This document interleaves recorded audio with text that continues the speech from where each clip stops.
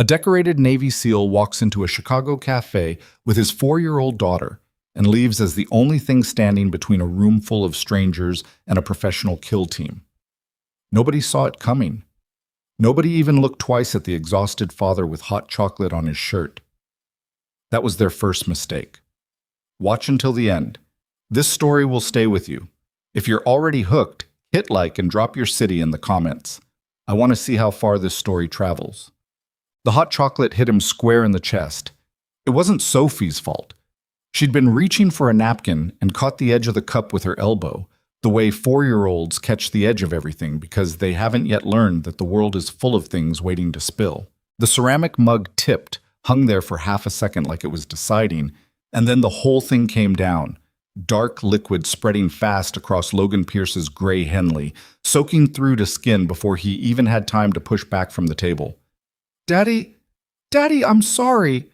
Sophie's voice cracked on the second word. Her bottom lip was doing that thing it always did before the tears came. That trembling thing that Logan had memorized, the way other men memorized baseball statistics or stock prices, because it was the most important data point in his world, and always had been. Hey. He was already grabbing napkins, not from their table, they'd used the last ones, but from the empty table beside them. Look at me. Sophie looked at him. Her eyes were enormous, red-rimmed, filling. It's a shirt, Logan said. You know what shirts do? She shook her head. They wash. He pressed a wad of napkins against his chest, dabbing at the mess without any particular urgency. That's literally the one thing they're designed to do. Come apart, get washed, come back together. You okay? Did it get you? The chocolate had been cooling for a while, more warm than hot by the time it landed, but he checked her hands anyway, turned them over in his, scanned for any redness. Nothing. He let out a quiet breath. I didn't mean to, Sophie said. I know you didn't. I was trying to get the...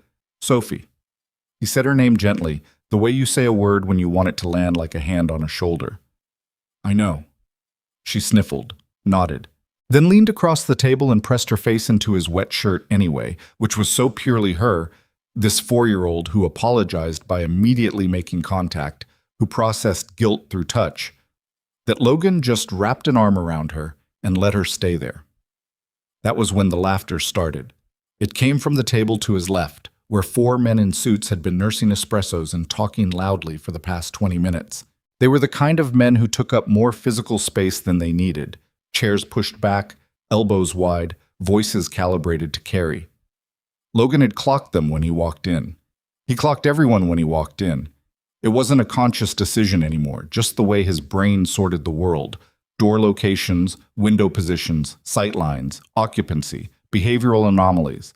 Threat assessment, running quietly in the background like software he couldn't uninstall. The men were low risk. Just loud. But now they were laughing at him.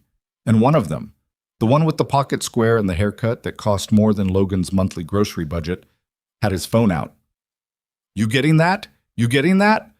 The man was elbowing his colleague, phone aimed at Logan and Sophie.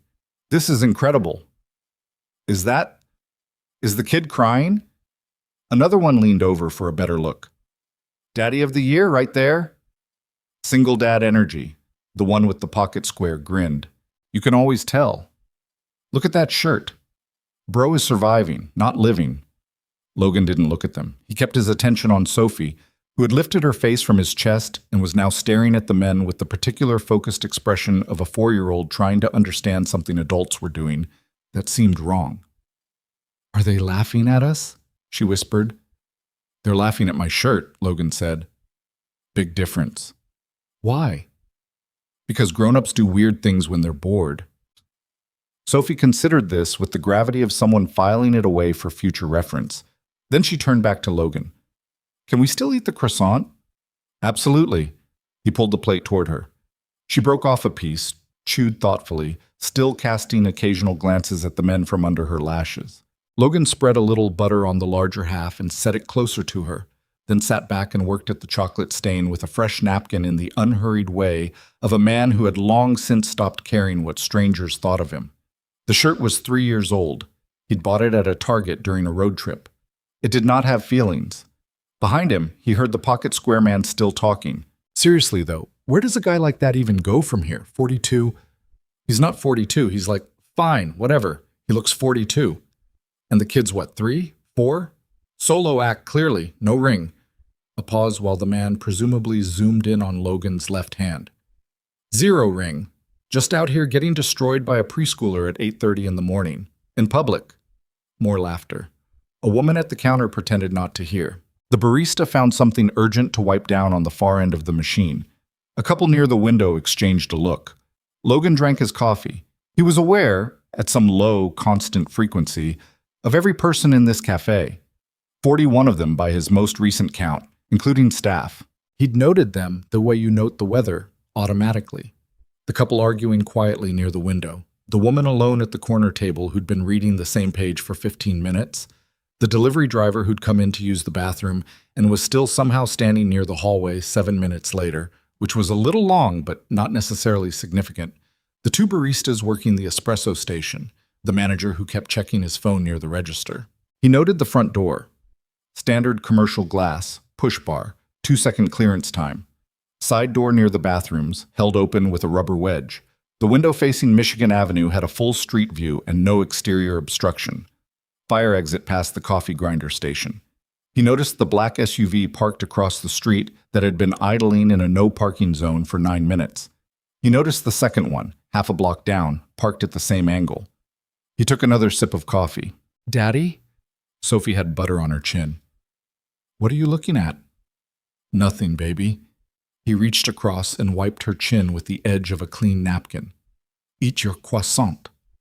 She ate her croissant. Logan's eyes moved back to the window. The SUVs hadn't moved. People inside a vehicle that's been idling in Chicago traffic, even parked traffic, typically shifted, checked their phones, showed some kind of movement. These didn't. The tinting was legal, but at the dark edge of legal. He couldn't see how many people were inside. The plates on the first vehicle were Illinois, but the spacing on the second character looked slightly off. A printed overlay, possibly, the kind used to block traffic cameras rather than fool a human looking straight at them. Possibly. He was possibly being paranoid. He'd been possibly paranoid in Mosul, too. And in Kandahar. And outside a farmhouse in a country he wasn't officially in. The possibly had kept him alive enough times that he'd stopped being embarrassed about it. He glanced toward the hallway again. The delivery driver was gone. Logan hadn't seen him leave. "Excuse me." He flagged down the passing barista. Young guy, earrings, genuinely friendly energy. "Back exit past the coffee station. Where does that go?" The barista blinked. Just the service alley? And then out to the side street. "Is it usually locked? During service?" "No, we prop it for—" The barista frowned slightly. "Why?" "No reason. Thanks." The barista moved on, mildly confused. Logan set down his coffee cup.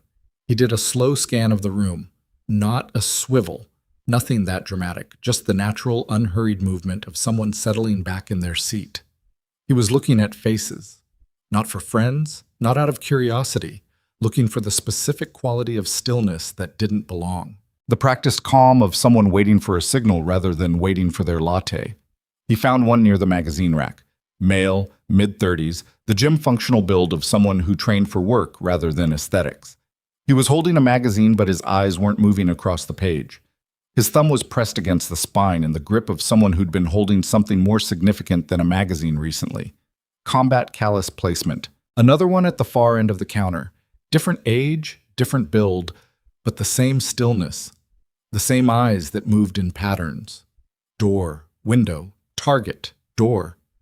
Rather than the random drift of a person just waiting out their morning. Logan looked at Sophie. She had eaten the entire croissant without him noticing and was now arranging the crumbs into what appeared to be a small circular pile with one finger, deeply focused, narrating something under her breath about treasure. Logan reached across the table and unzipped the side pocket of her little backpack, the one with the cartoon fox on it, and removed her noise-canceling headphones, the pink ones with the bunny ears. He'd bought them for flights. They were absurd-looking, and she loved them unconditionally. "Headphones time?" Sophie looked up, surprised. We're not on the plane. I know. I thought maybe you could watch something while I finish my coffee.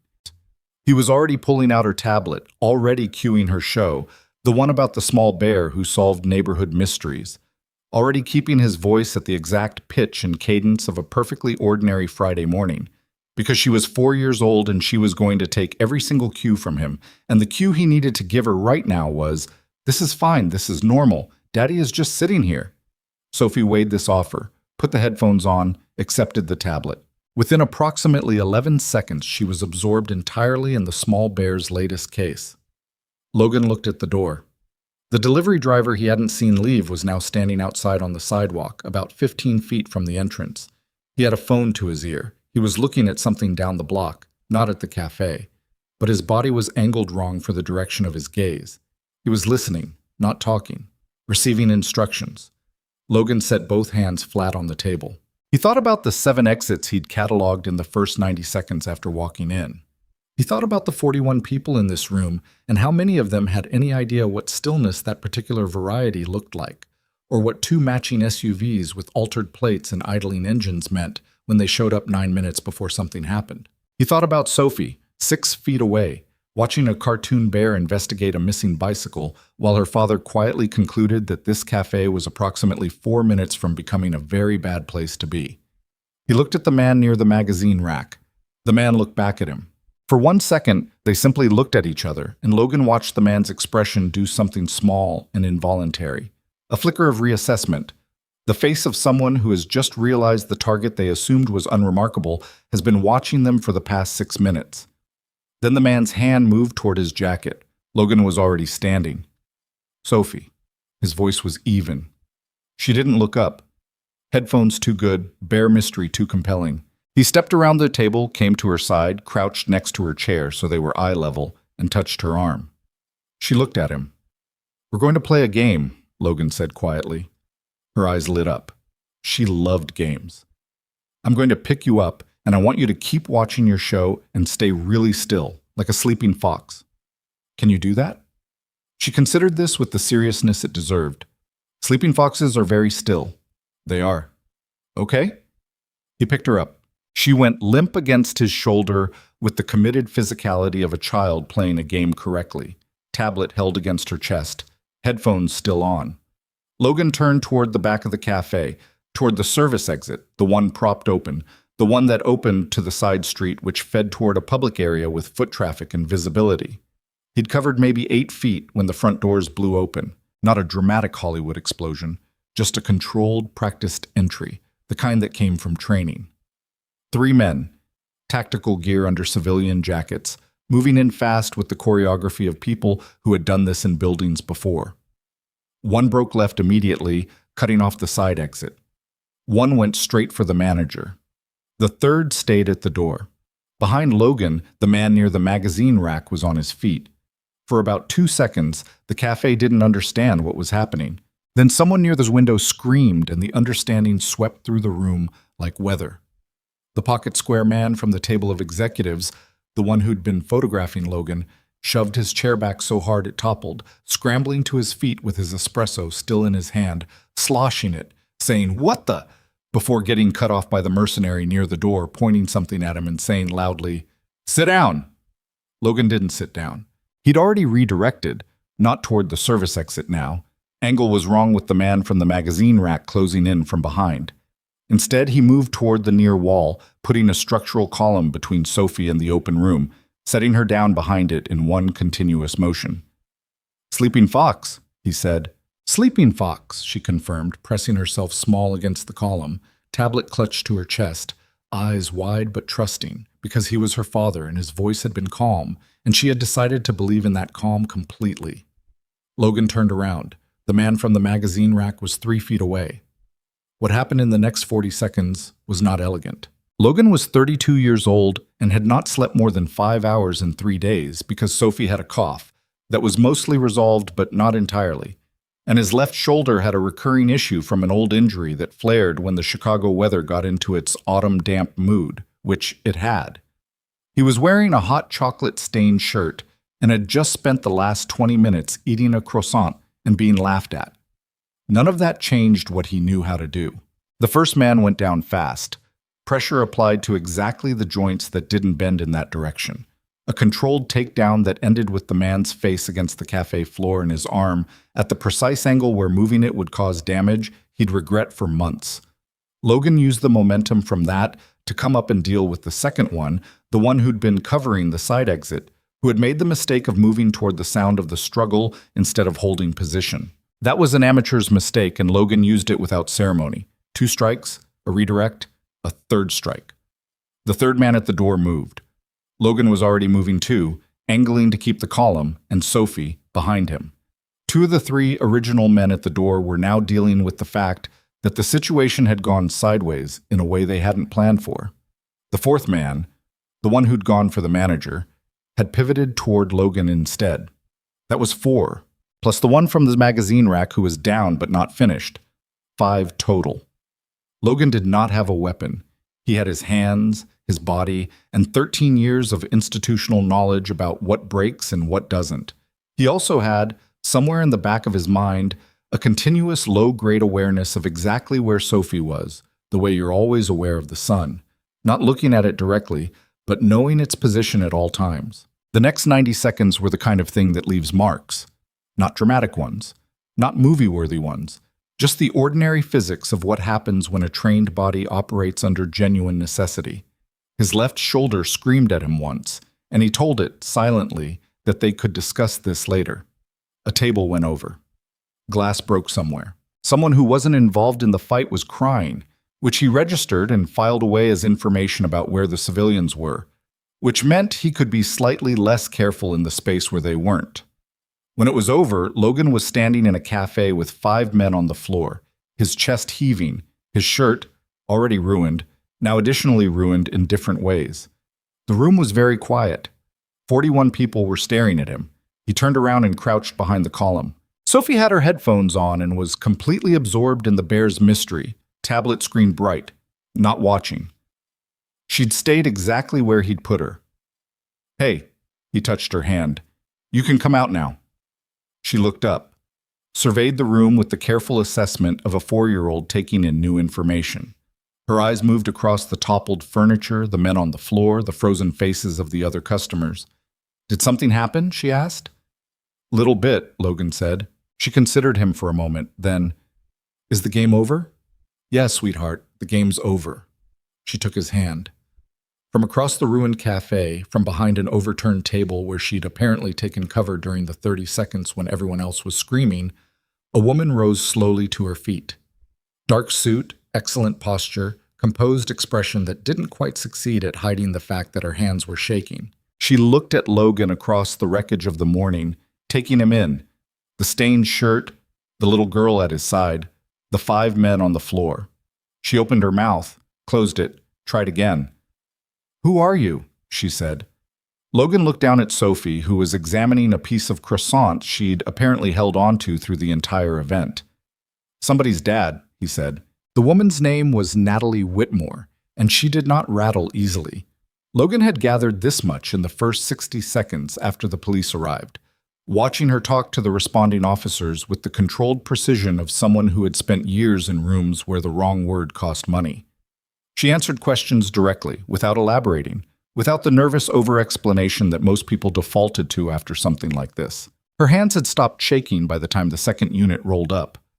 She'd found a jacket somewhere. One of the executives at the next table had offered his blazer, and she'd taken it without ceremony, draped it over her shoulders, and gotten back to business. The executives who'd been laughing at Logan's shirt 20 minutes ago were now sitting very still on the far side of the cafe, wrapped in emergency blankets they didn't need, talking to a detective who looked like he'd rather be anywhere else. The pocket-square man had his head between his knees. Logan noticed this without any particular satisfaction. Sophie was eating a second croissant. It wasn't from their table. The table had been knocked over during the fight, taking everything on it with it. The barista with the earrings, who had apparently processed trauma by returning immediately to work, had brought it over on a fresh plate without being asked. Sophie had accepted it with the straightforward gratitude of a child who considered croissants a reliable feature of the universe. "You're not from her detail," the detective said to Logan. His name was Ramirez. He was mid-40s, tired around the eyes, writing in a notepad that had seen better decades. Her company security? Whitmore's people. We can't reach any of them. None of the 4 assigned today are picking up. I noticed, Logan said. Ramirez looked at him. What does that mean? You noticed. It means I noticed her security wasn't here. I was watching the room for about 8 minutes before the entry. No protective detail. 2 vehicles outside with altered plates that had been sitting for 9 minutes. A man inside the cafe with combat callus formation on his right hand holding a magazine he wasn't reading. Logan paused. Those are the things I noticed. Ramirez was quiet for a moment, writing something. And you did all of... He gestured at the room. Because you noticed. I did it because they came through the door. Right. More writing. Can I ask what your current occupation is, Mr. Pierce? I install security systems, residential and small commercial. Ramirez looked at the 5 men still being attended to by paramedics on the cafe floor. Then he looked back at Logan. He had the expression of a man revising something in his head. Uh-huh, he said finally. And before that? Navy, 12 years. What rate? Logan just looked at him. Ramirez apparently decided not to push it. He wrote something else, asked Logan to stay available for follow-up, and moved on. Natalie Whitmore appeared beside Logan's table approximately 40 seconds later, like she'd been waiting for the detective to finish. She sat down across from him without asking, which Logan noted without comment. She looked at Sophie briefly. Sophie, for her part, looked back with the frank assessment of a 4-year-old.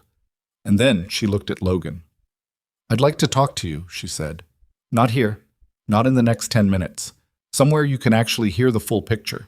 The full picture of what? Of why those men were here.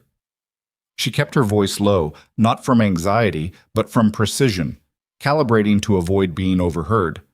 That wasn't a robbery. You already know that. Yeah. My security team has 4 people. None of them are answering. They were all assigned to this location beginning at 7 this morning. She glanced toward the door where 2 of the 5 men were now being guided out in zip cuffs. Those men knew exactly where I'd be and exactly when. They knew my detail schedule. They knew the cafe layout. The one at the door cut to the side exit first, which means he knew there was a side exit. She turned back to Logan. Someone told them. Logan thought about the delivery driver outside who'd been on the phone, the idling SUVs with their altered plates, the man at the magazine rack who'd made eye contact and reached for his jacket. How many people had that detail schedule? He asked. 7, including my COO. She held his gaze steadily. Which I know how that sounds. It sounds like a short list. It is. Sophie looked up from her croissant and studied Natalie with curiosity. You have nice shoes, she announced. Natalie blinked, looked down at her heels, then back at Sophie. Thank you. Daddy says nice shoes are impractical, but I think they look like something a princess would wear. Sophie, Logan said. Sorry. Sophie went back to her croissant, entirely unconcerned. Natalie's expression shifted. Just barely. Just for a second. Something softening around the edges before the professional composure resettled. She looked back at Logan. I need someone who isn't already inside my company, she said. Someone who doesn't owe anyone on my board a favor and who isn't on a payroll that might be compromised. You should call the FBI. I already made that call from the bathroom while your detective was taking statements. They'll open a file. That process takes time I don't have. She set both hands flat on the table, a deliberate gesture, the kind that said, I'm showing you I'm not holding anything back. They're going to move again. Whoever planned this morning didn't do it expecting it to fail. They're going to regroup, and they're going to try something else, and the next time they might not choose a crowded cafe. Logan was quiet. He looked at Sophie. She had one hand pressed against the plate, collecting croissant crumbs methodically. I'm a dad who installs alarm systems, he said. You should hire people with badges. I'll have people with badges. I'm asking you for something different. She held steady under his look. What you did in this room, that's not alarm system training. And the way you were watching before it started, the way you had her behind that column before the door even opened. You read this entire situation 4 minutes before anyone else in this room knew something was wrong. She paused. I need that. I need someone who can see things before they happen, not after. Logan looked at the overturned tables, the broken glass that someone had started sweeping up near the back wall. He looked at the paramedics, the yellow emergency blankets, the detectives still talking to the shaken executives. He thought about the morning he'd planned. Drop Sophie at his sister Kara's by noon, spend the afternoon running a cable install in a Wicker Park townhouse, pick Sophie up by 6, make pasta, read her 2 books instead of 1 because it was Friday, and Fridays had loose rules. He thought about the second SUV, half a block down, that he hadn't mentioned to Detective Ramirez yet. "Where's your car?" he asked. Something shifted in Natalie's posture.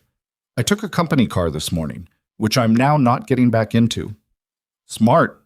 He stood up. "There's a second vehicle, down the block south side.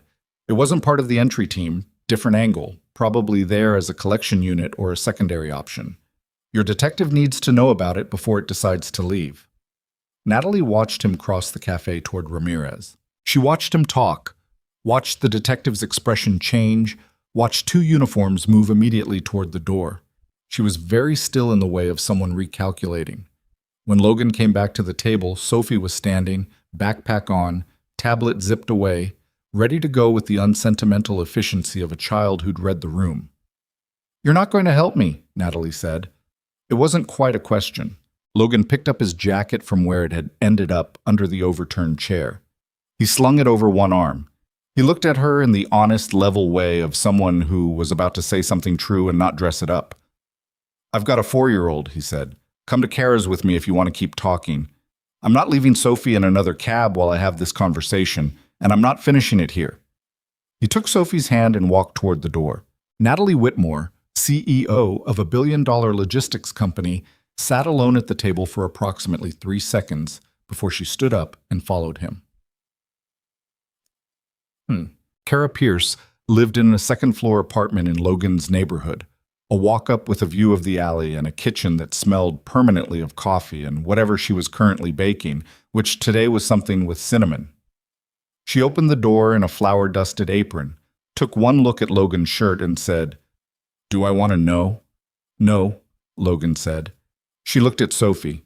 "Are you okay, Bug?" "There was a thing," Sophie said gravely, "and Daddy played a game, and then I got 2 croissants." Kara's eyes moved to Natalie, standing one step behind Logan in the hallway. She took in the excellent posture, the slightly askew suit jacket, the composed but just barely quality that comes off a person who's been through something and is managing it with high competence. "Come in," Kara said. She took Sophie to the back room where the toys lived and the cinnamon smell was strongest, and Logan and Natalie sat down at the kitchen table with coffee Kara had left without being asked. They could hear Sophie in the other room, already narrating something to a stuffed animal. "Talk to me about your company structure," Logan said. Natalie set down her coffee. "Whitmore Logistics. I founded it 8 years ago, primarily freight coordination and supply chain management. We run contracts for 3 federal agencies and roughly 60 private clients. Revenue last year was $900 million. How close to $1 billion? We'd have crossed it this quarter." Something tightened briefly around her mouth. "There's a board vote in 11 days. Expansion proposal. New distribution infrastructure in the Midwest and Southeast. If it passes, we're looking at tripling operational capacity over 18 months and somewhere north of $3 billion in projected revenue within 4 years. And if it doesn't pass, then a competing offer that's been sitting on the table for 6 weeks starts looking attractive to certain board members." She wrapped both hands around her mug. "There's a private equity group, Hartwell Capital, that's been trying to acquire a controlling stake for the past year. I've blocked it twice. If my proposal fails, if I lose board confidence, the acquisition becomes viable." "Who benefits from the acquisition at Hartwell?" "Hartwell's primary partner is a man named Desmond Vale." She said the name with a flatness that was clearly a decision, not to let any emotion color it. "He was my COO for 3 years. I let him go 14 months ago." Logan looked at her. "For what?" "Procurement fraud. Small enough initially that it looked like accounting error. When I had it fully audited, the total was just under $4 million redirected over 2 years through shell vendor contracts." She picked up her coffee, set it back down without drinking. He had a lawyer who was very good at his job, no criminal charges. He walked, and now he's at Hartwell. He joined 4 months after I let him go. She looked steadily at Logan. And 7 of my current board members were appointed during the 2 years Desmond was COO. Logan was quiet for a moment, running the arithmetic. So you've got a board that might have loyalty to a man you fired for fraud, a competing acquisition bid run by that same man, a vote in 11 days, and this morning's event, which you're telling me you think is connected. I'm telling you I think someone inside my company fed Desmond's people my detail schedule and my morning location. She met his eyes, which means someone I still work with, someone who comes to my building and sits in my meetings, is helping a man who already stole from me try to... She stopped, recalibrated. I don't know exactly what this morning was meant to accomplish, but those men were professionals. That wasn't a mugging. No, Logan said. It wasn't. He turned his coffee mug in a circle on the table, not drinking, thinking. Through the wall, Sophie had apparently recruited her stuffed bear into some kind of court proceeding. He could hear her explaining the rules with considerable authority. If it was Desmond Vale, Logan said slowly, what's the play? What does he gain if you're removed from the equation before the vote? The proposal dies without me. I'm the primary architect and the only board member with full understanding of the financial modeling. Without someone to present and defend it, it fails automatically. She paused. And if it fails, Hartwell moves. Within 60 days, they'd have enough board support to force a sale, and Desmond controls Hartwell's acquisition strategy. So he walks back into the company he was fired from, except now he owns it. Effectively. Logan exhaled slowly through his nose. It was a clean play. Ugly, but clean. Take out the obstacle before the vote, let the company destabilize, walk through the front door with a checkbook. The cafe had been the first move, and it had failed. Which meant Desmond Vale now knew 2 things he hadn't known this morning. That his first attempt hadn't worked, and that Natalie Whitmore was still alive and had 11 days to do something about it. He'll move again, Logan said. Within 48 hours, I think. He can't wait. The vote is fixed. You can delay it. If I delay it, it signals board weakness. 3 of those 7 Desmond-era members are already wobbling. I show doubt, I lose them, and the proposal is dead anyway. Logan looked at her. She looked back. This was the actual problem. Not just the physical threat, but the structural trap. Run, and the company fell. Stay, and the next attempt might succeed. Either outcome got Desmond what he wanted. You've thought about this a lot, Logan said. I've been thinking about it since the 2nd month after I fired him. And nothing happened legally, and he showed up at Hartwell instead. She said it without self-pity. I knew it wasn't over, I just didn't know what shape it would take.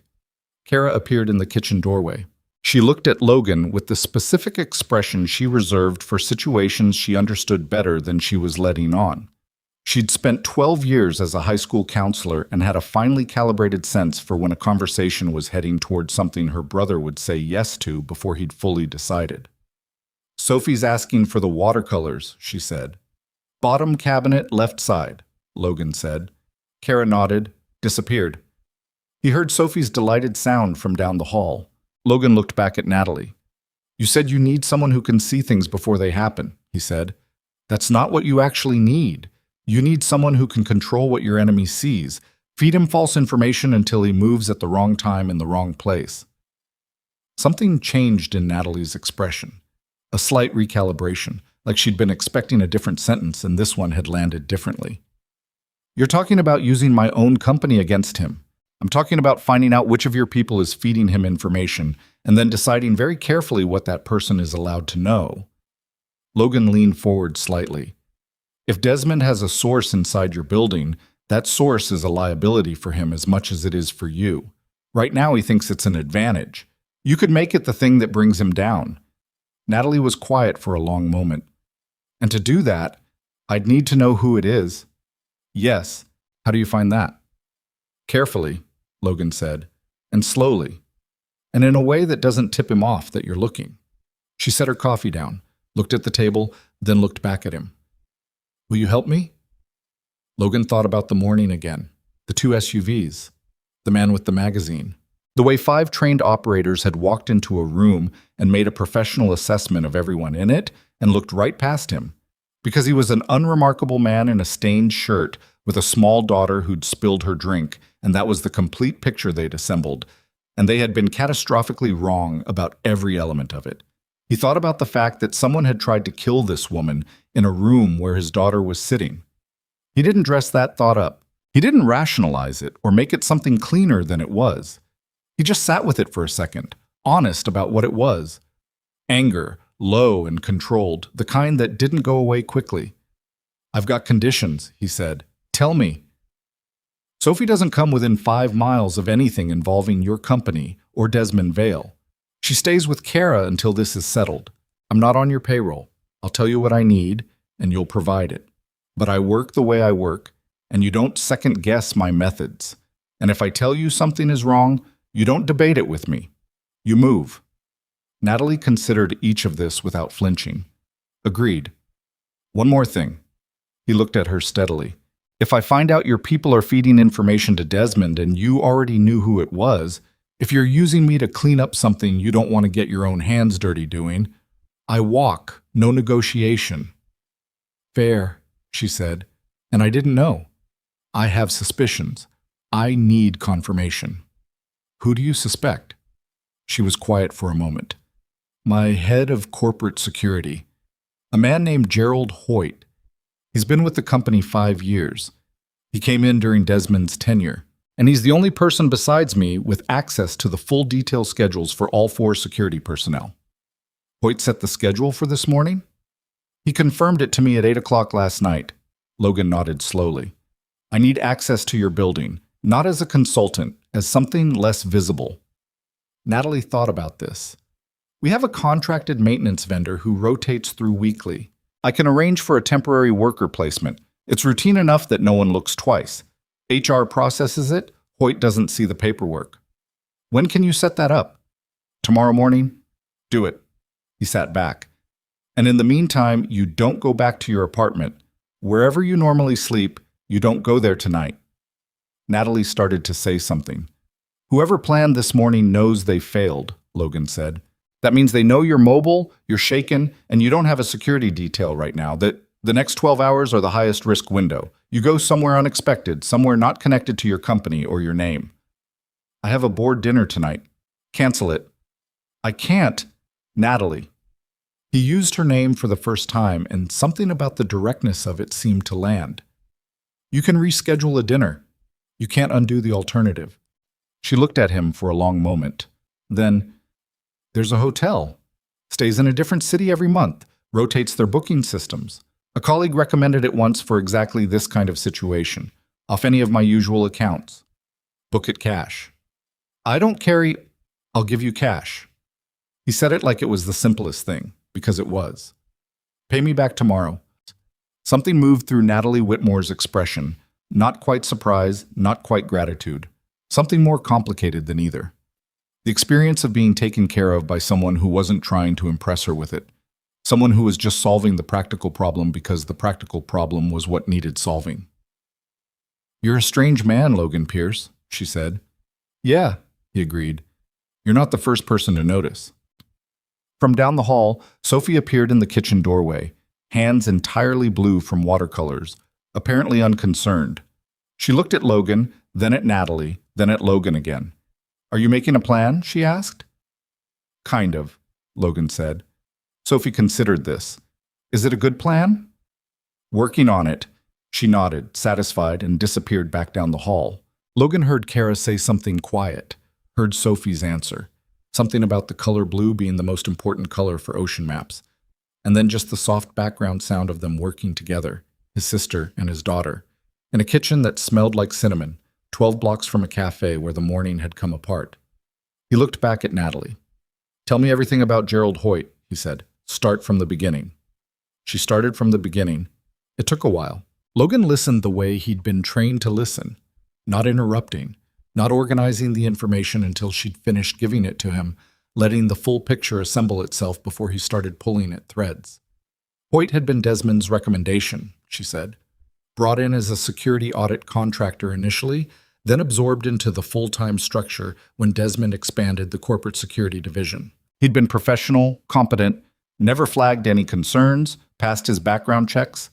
He had a daughter in college in Indiana. He drove a 7-year-old Accord. He made $110,000 a year. Does he live like someone who makes 110? Logan asked. Natalie paused. I don't know. I've never thought about it. Think about it now. She was quiet for a moment. His apartment. He mentioned it once, River North overlooking the water. I remember thinking it seemed like a stretch on his salary, but people make choices. River North overlooking the water, Logan said. That's a $3,000 a month stretch, minimum. Natalie's expression shifted. The slow assembly of something she should have noticed sooner crossing her face. She wasn't embarrassed by it. She was just taking it in, accurate and unsentimental. How long will it take you? She asked. To confirm it? A few days? To do something useful with it? He turned his coffee mug again. That depends on what Desmond does next. And if he moves before we're ready? Logan was quiet for a second. He thought about the gala on her company's schedule. He'd seen it referenced in a framed lobby announcement when he'd walked past the Whitmore building once, 6 months ago, during a security install on the adjacent block. Annual charity event, the kind of thing the whole city noticed. When's your gala? He asked. Natalie looked at him with an expression that said she wasn't sure she liked where this was going. 12 days. The night after the board vote. Yes. Desmond knows that schedule. It's public. Yes. Logan looked at the table, looked at his hands, looked up.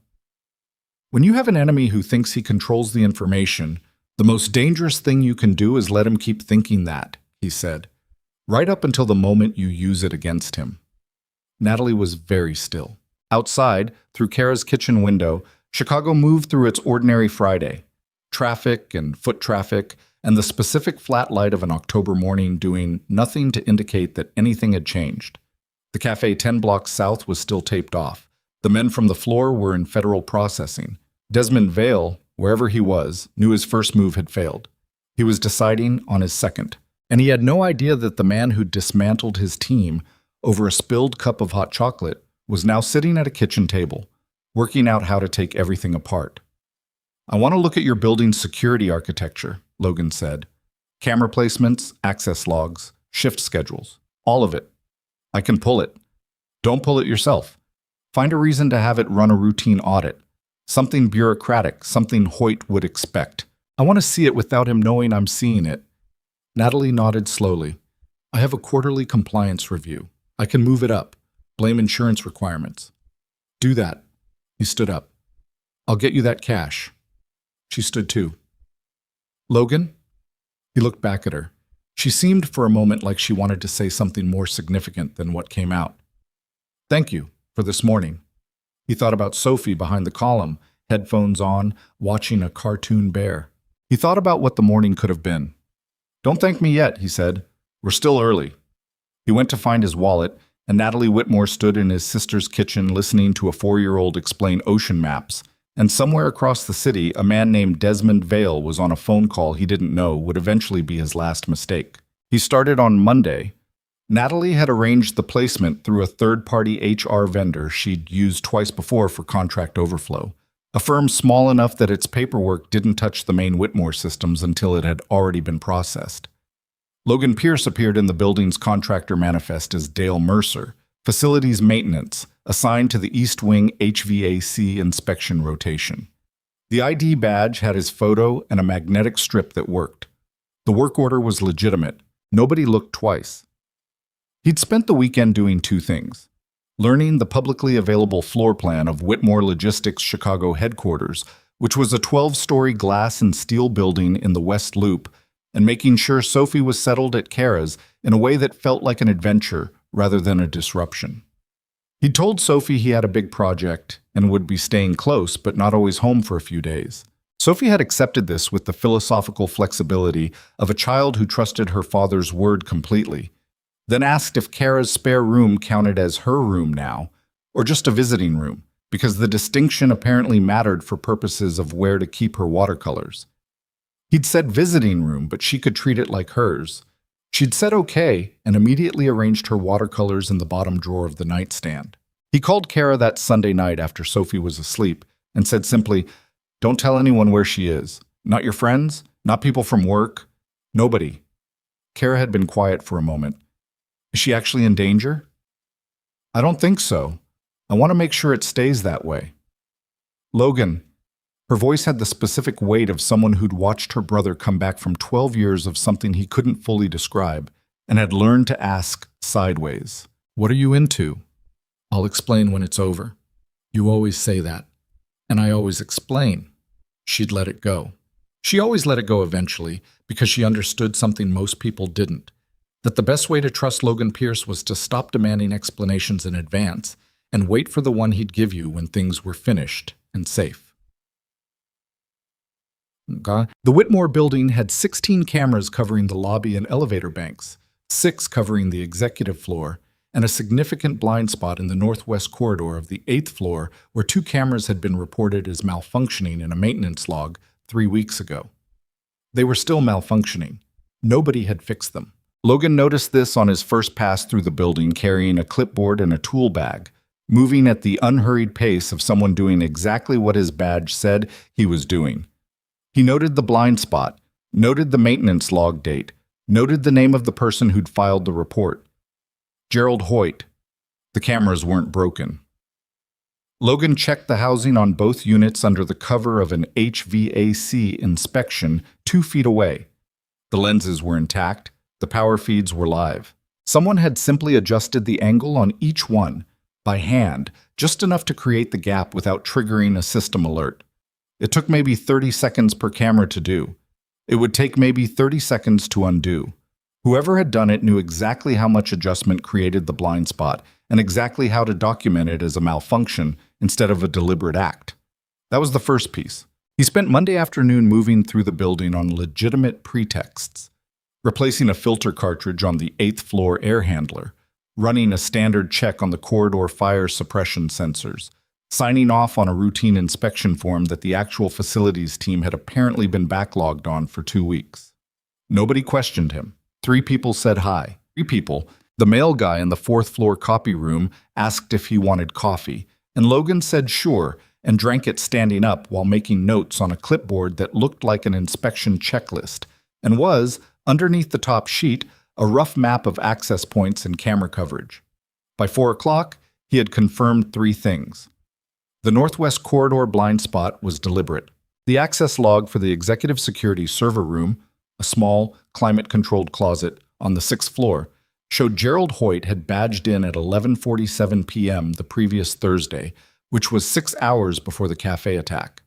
And the security rotation schedule for Natalie's Friday detail had been digitally modified on Thursday evening, with 2 of the 4 assigned personnel quietly rerouted to a different location under a work order that, on paper, looked routine. The work order had been generated from Hoyt's terminal. Logan photographed everything with a camera that looked like a pen. Then he texted Natalie a single word, confirmed. Her reply came back in 4 minutes. "When can we meet?" He texted back, "Not at your building, not your usual places. You know that French place on Randolph with the bad lighting?" She replied, "I've walked past it." He sent, "Dinner tomorrow, 7, table in the back." Botamacen. The French place had exactly as much bad lighting as Logan remembered from walking past it 18 months ago. The kind of restaurant that was either very intimate or very sketchy, depending on how you felt about dim Edison bulbs and tables close enough that your neighbor's conversation was your conversation. He got there 15 minutes early, sat with his back to the wall, ordered water, and watched the door. Natalie came in at 7:02 in a dark coat and no jewelry, which told him she'd thought about not being recognized. She spotted him immediately, crossed the room without stopping to talk to the host, and sat down. "You look tired," she said. "I've been in a building all day pretending to care about HVAC," Logan said. "Tell me about Gerald Hoyt's performance reviews." She took her coat off, hung it on the hook at the end of the banquette. Consistently strong. Minor flag 2 years ago around a budget discrepancy in the security vendor contracts, resolved as an admin error. Who resolved it? She looked at him. Hoyt himself. He flagged it and closed it. Did anyone verify his close? A pause. I don't know. Because that's what the Thursday Café work order looked like, Logan said. A discrepancy that explains itself. On paper, it's a routine reroute. In practice, it left you without coverage. He set his water down. Hoyt generated a legitimate-looking order that reassigned 2 of your 4 detail personnel to a building security audit downtown. The other 2, I need to find out where they went. They're either compromised or they're in a hole somewhere. Natalie's face did something tight and controlled. What do you mean a hole? I mean, I haven't found evidence of that. I mean, it's a possibility I'm not ruling out. If they're hurt, then we add that to the list of what Desmond Vale is responsible for. Logan kept his voice even, not cold, just factual, the way you had to be when the thing you were describing was too large to look at all at once. But I need you to stay focused on the vote, because that's still the mechanism. That's still what this is about. She breathed, nodded. The waiter came and they ordered without looking at the menu. She got something with fish. He got whatever she pointed to on the menu when he said he didn't care, which turned out to be steak. When the waiter left, Logan said, I need access to the financial records. Not all of them. Specifically the vendor contracts in the security division going back 3 years. The same category where the discrepancy was flagged and closed. That's a legal hold. I'd have to formally request an audit. Haas then request one. Use the same insurance compliance story. Hoyt won't think it's unusual if the story is consistent. He already knows about the IT audit you moved up, and if both are framed as the same regulatory cycle, they read as routine. And you think there's more fraud? I think a man who redirected $4 million over 2 years from procurement contracts knows how to do it because he learned from someone who was very good at it. He met her eyes. Desmond taught him, which means the pattern in the security vendor contracts is probably going to look like the pattern in the procurement contracts. Same structure, different line items. Natalie was quiet for a moment. The restaurant hummed around them. Other conversations, silverware on plates, someone at the bar laughing at something. Normal Friday evening. The distance between this and last Friday's cafe felt like a geography problem. Gerald has been in my building for 5 years, she said. It wasn't a defense of him. It was just the fact of it, sitting there. I know. He came to my company event last spring. His daughter just started her junior year. I know that too. Logan didn't look away. People who steal from their employers usually have a reason. Usually it's money trouble they don't talk about, or loyalty to someone who has something on them, or both. That doesn't make it less of a betrayal. It's usually not random. She looked at her water glass. You're very matter-of-fact about all of this. Would it help if I wasn't? A beat. No, she admitted. No, it really wouldn't. The food came. They ate, not in uncomfortable silence, but in the working silence of 2 people who had skipped the part of an acquaintance where you warm up slowly and gone straight to the part where the thing between you was already larger than small talk could touch. Halfway through, Logan said, Tell me about Desmond Vale's operational background. Not the business history, his actual background, where he came from before the corporate world. Natalie set her fork down. Military? Army, I think. He mentioned it occasionally, but never in detail. He had the bearing of it, the way he moved through rooms, the way he ran meetings, very structured, very contingency-focused, always had a second plan. Did he work with contractors, private security, PMCs? He brought in the initial security vendor relationship when he joined, the firm that staffed the original detail. She paused. The same firm the current detail personnel came from. Logan had suspected this, but hearing it confirmed was different. So the security firm is his. Original relationship, his introduction, his loyalty. They've been vetted since by Hoyt, Logan said. Natalie stopped. The man Desmond placed vetted the contractors Desmond introduced, Logan said. That's a closed loop. No external verification. She sat back. The expression on her face was the specific look of someone who had trusted a system they built and was now seeing, from a slight distance, exactly where the architecture failed. She wasn't panicking. She was just absorbing, the way you absorb something true that you can't unfind. How deep does this go? She asked. I don't know yet. That's the honest answer. He set his own fork down. But here's what I do know. Desmond has 11 days until the vote. He's already fired his first move and it failed. That means he's either going to try something more targeted or he's going to move up his timeline and try to destabilize the vote more directly. Hit the board members, not you. Hit them how? Information, pressure. If he has dirt on any of the 7 board members appointed during his tenure, now is when he uses it. Leverage doesn't usually need to be physical. Logan turned his water glass in his hand. Who on your board is most vulnerable? Someone with something in their past, a financial situation, anything that could be used against them? Natalie thought about this seriously. Martin Chu. He had a bankruptcy 7 years ago before he joined the board. It's not public or not easily findable, and he's been the most vocal about considering the Hartwell offer. So he's either already under pressure or he's about to be. Or he's involved, she said quietly. That's also possible. She looked at him. You're not going to tell me it probably isn't that. No, Logan said. I'm not. She nodded slowly. This was one of the things about Natalie Whitmore that Logan had been observing since that first kitchen table conversation. She didn't want to be managed. She'd spent years in rooms where people softened things for her because she was a young woman running a company men twice her age thought they should be running, and the softening had always been condescension wearing a considerate face. She wanted the actual information. She could handle the actual information. He respected that enough to give it to her straight. I want to be there, she said. When you go back in, I want to know what you're finding in real time. No. Logan, you're the target, he said. The building is potentially hostile. Hoyt is in that building. If you come in and he sees that you're moving differently, asking different questions, behaving like someone who knows, it's over. He tells Desmond, Desmond accelerates, and we lose the timeline. I own the building. That doesn't change the math. He held her gaze. You need to keep going to work the way you always go to work. Board meetings, executive briefings, all of it. You need to be the version of Natalie Whitmore that Desmond thinks he's 2 moves ahead of. Can you do that? She was quiet for a long time. He could see her working through it.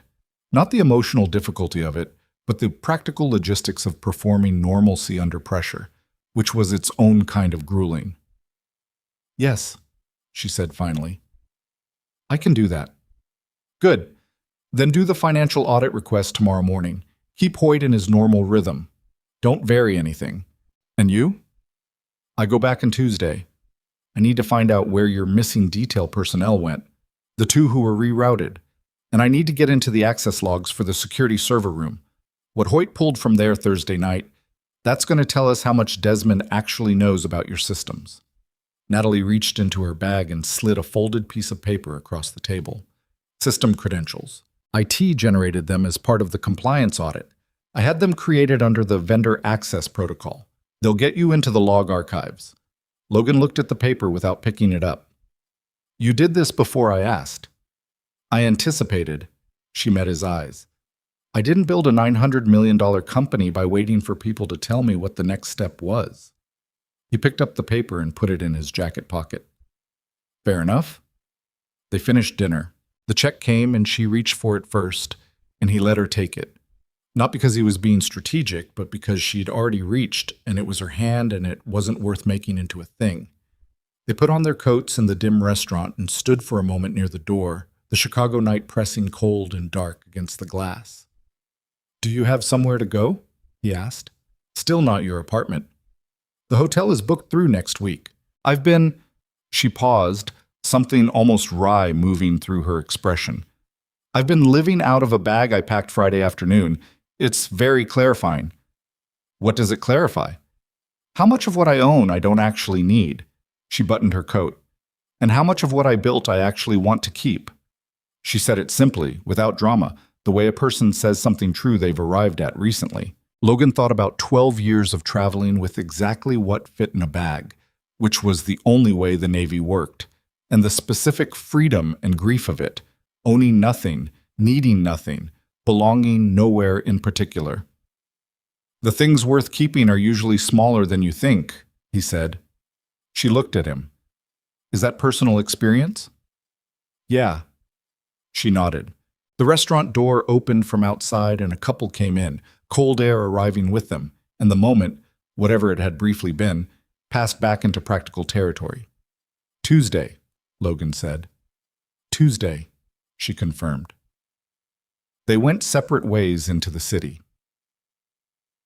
He went back in Tuesday and spent 4 hours in the building.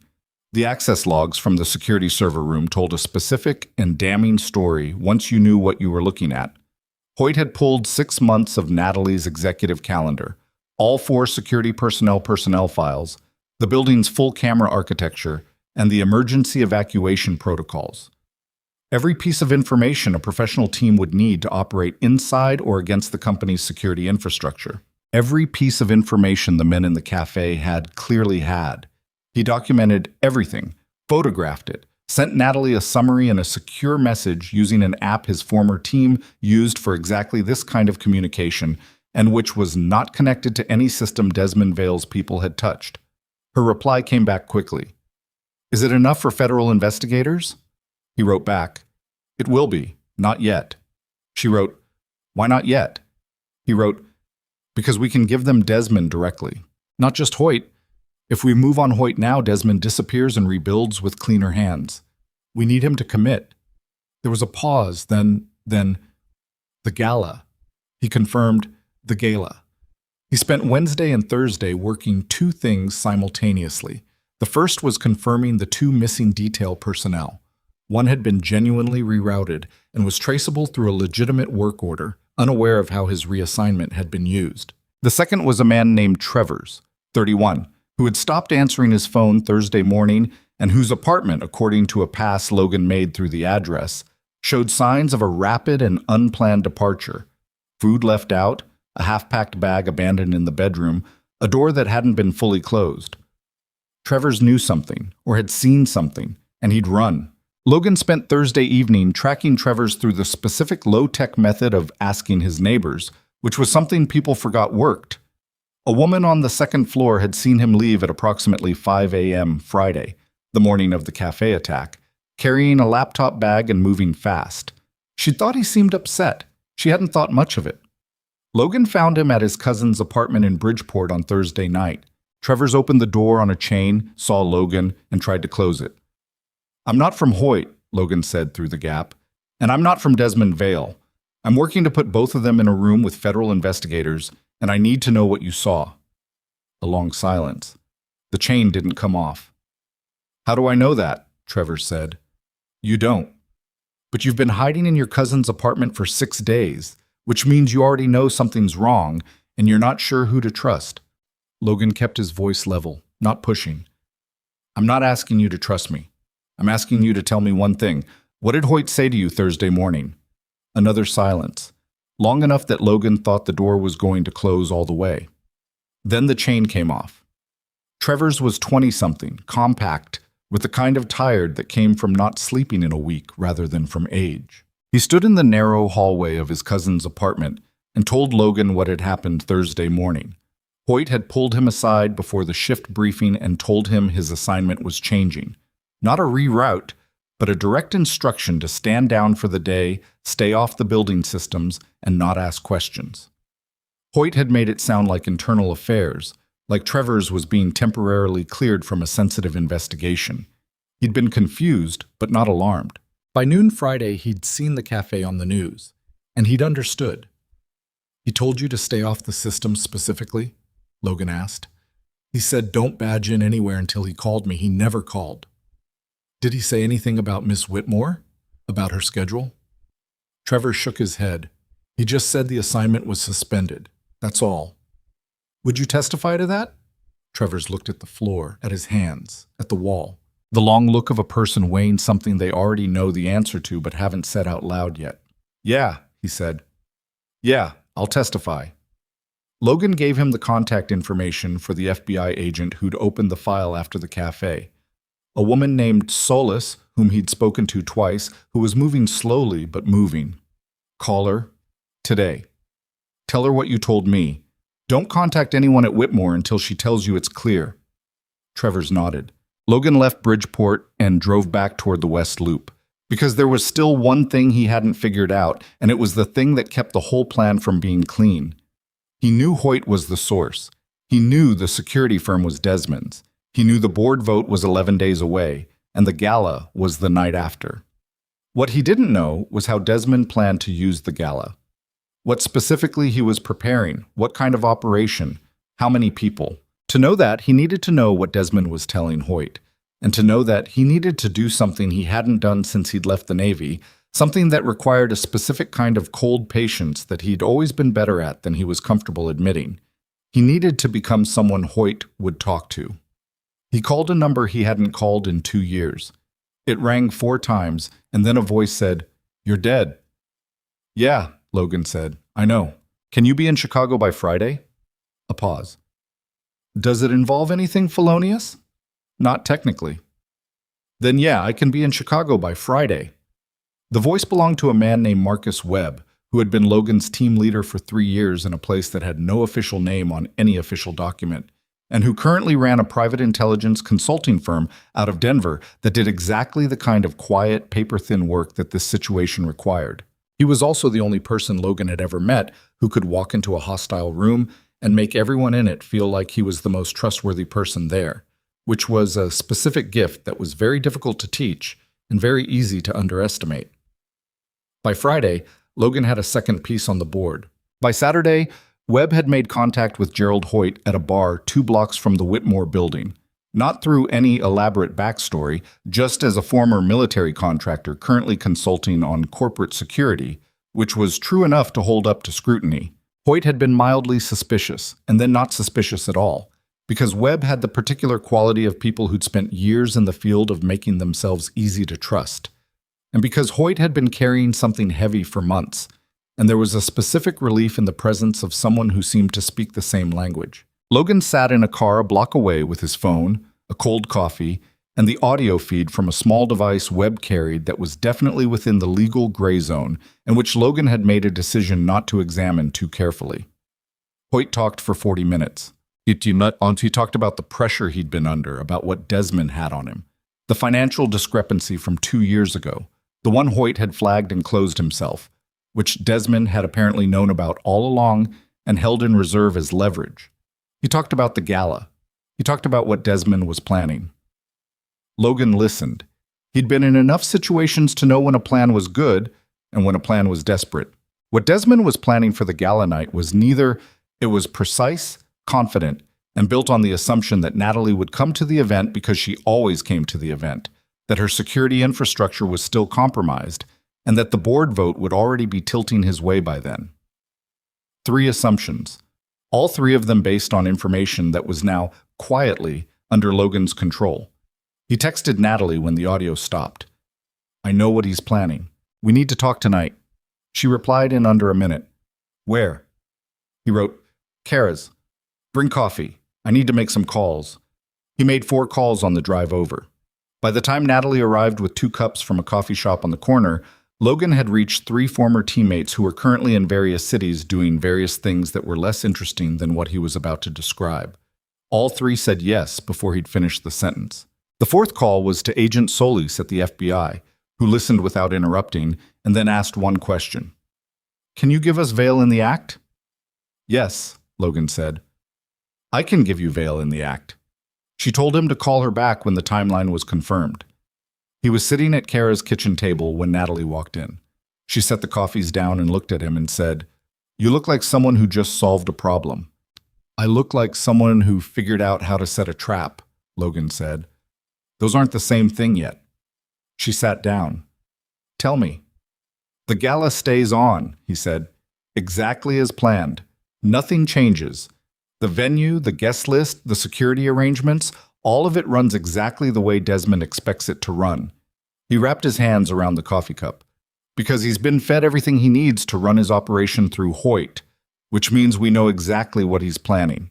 And we're going to let him walk into every single piece of it." Natalie was very still. "You're going to use the gala as the trap." "It's already the trap," Logan said. "We're just going to be the ones holding it." She looked at him across the kitchen table, in the low light, with Chicago quiet outside the window, and Sophie's watercolors still spread on the counter from 3 days ago, dried and bright against the tile. She looked like a woman who had spent 8 years building something and spent the last week finding out exactly how hard someone was trying to take it and who had arrived, through all of that, at a place of absolute clarity about what she was going to do. "Okay," she said. "Tell me everything." The gala was called the Whitmore Foundation Evening, and it happened every October in the Grand Ballroom of the Aldrich Hotel, a venue so reliably impressive that Chicago's corporate class had stopped noticing it years ago and simply used it as a backdrop for conversations that had nothing to do with the charitable cause printed on the invitation. 800 guests. 3-course dinner. A live orchestra that played through the cocktail hour and went quiet during the speeches. Natalie had attended every year since founding the company, and every year she gave the same kind of speech, measured, purposeful, the numbers on the philanthropy side as clean and defensible as the numbers on the business side. This year, she would give that speech again. Everything would look exactly the same. That was the plan. Logan had spent the 5 days between Saturday's kitchen table conversation and the gala Thursday evening doing the kind of preparation that looked from the outside like nothing at all. He'd walked the Aldrich twice as a vendor rep confirming audiovisual equipment. He'd walked it a third time as a fire safety inspector, which required a credential he'd obtained through a contact he'd rather not name, and which was technically valid for the purposes of accessing the building's service infrastructure. He'd mapped every corridor, every service entrance, every rooftop access point and loading dock and utility tunnel that connected the hotel's basement level to the adjacent parking structure. Marcus Webb had mapped the same spaces from a different angle, because two people with different eyes always found different things, and what Webb found on his second pass was a service corridor on the 3rd floor, running parallel to the ballroom's north wall, that wasn't on the publicly available floor plan and that showed fresh scuff marks on the floor consistent with recent foot traffic. Not catering staff. The marks ran in a single-file pattern, evenly spaced, the way people walked when they were moving with purpose and some training. Someone had already been in the building. Logan had expected this. Desmond's people were thorough. The cafe operation had proved that. They would have pre-positioned, scoped the venue, identified their routes. The question wasn't whether they'd been there. The question was where they planned to be during the event, and what they planned to do, and at what moment. From what Hoyt had told Webb at the bar, and what the audio had captured with reasonable clarity, the operation had 3 components. The first was disruption. A small team in the service areas to cut communications and create controlled chaos at the right moment. The second was extraction. Desmond himself, or someone senior, moving through the confusion to reach Natalie directly. The third was the board. 3 of the 7 Desmond-era board members were scheduled to attend the gala, and each of them had apparently received some form of private communication in the past week. Logan didn't know the exact content, but Hoyt had referenced it obliquely, something about the members being prepared for the transition, which meant Desmond expected the chaos to produce not just a physical outcome, but a corporate one, a moment of crisis that would discredit Natalie in front of the company's most important stakeholders and clear the path for an emergency board motion.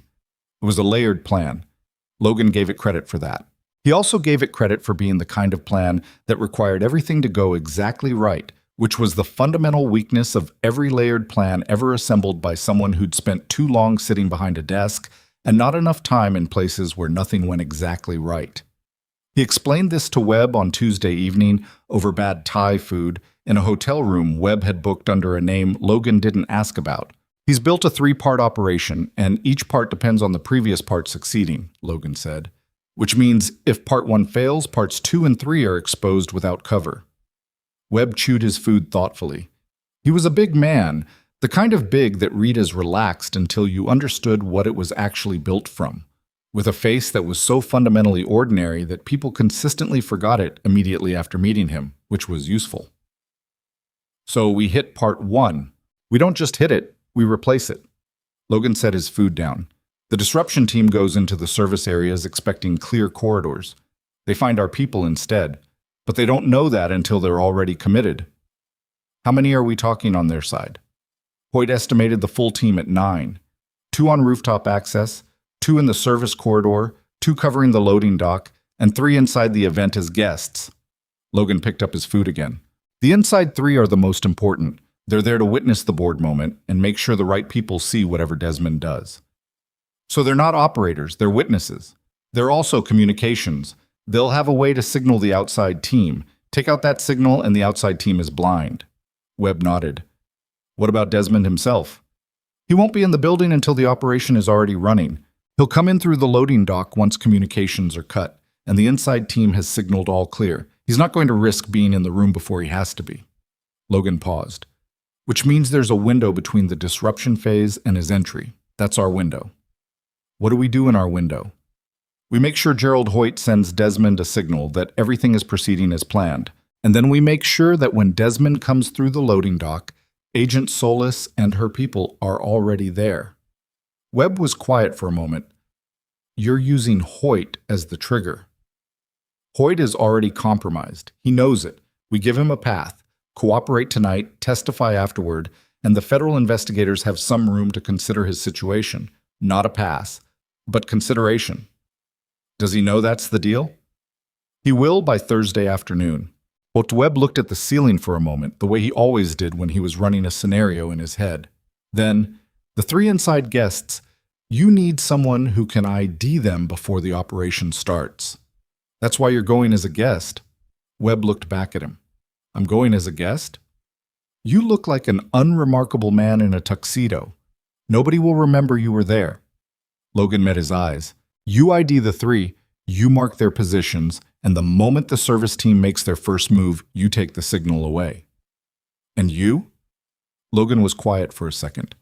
He thought about the service corridor with the fresh scuff marks, about Desmond Vale, whom he'd spent 4 days researching and had developed a specific detailed picture of Army Ranger background, 12 years active, 2 years private contractor work in Eastern Europe before pivoting to the corporate world. A man who had spent a long time being very good at things that required controlled violence and who had apparently decided at some point that the same skills worked just as well in a boardroom if you dressed them differently. I'll be in the corridor, Logan said. When the disruption team makes their move, I'll be there. Webb looked at him. Alone?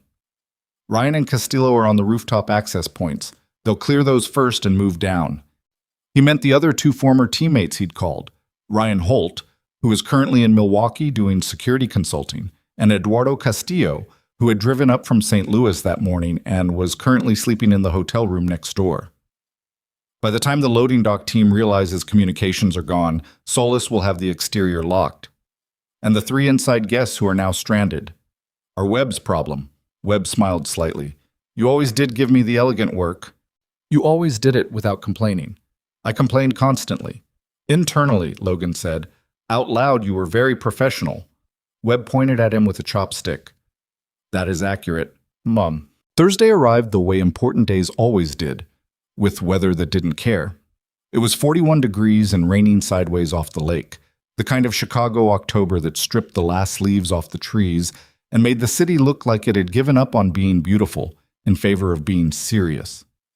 Logan dropped Sophie at Kara's by 2 in the afternoon, kissed her on the top of the head, said he'd be back by morning. Sophie grabbed his hand before he turned to go.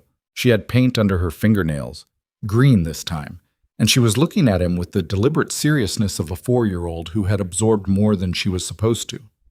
Is tonight the thing? She asked. Logan crouched to her level.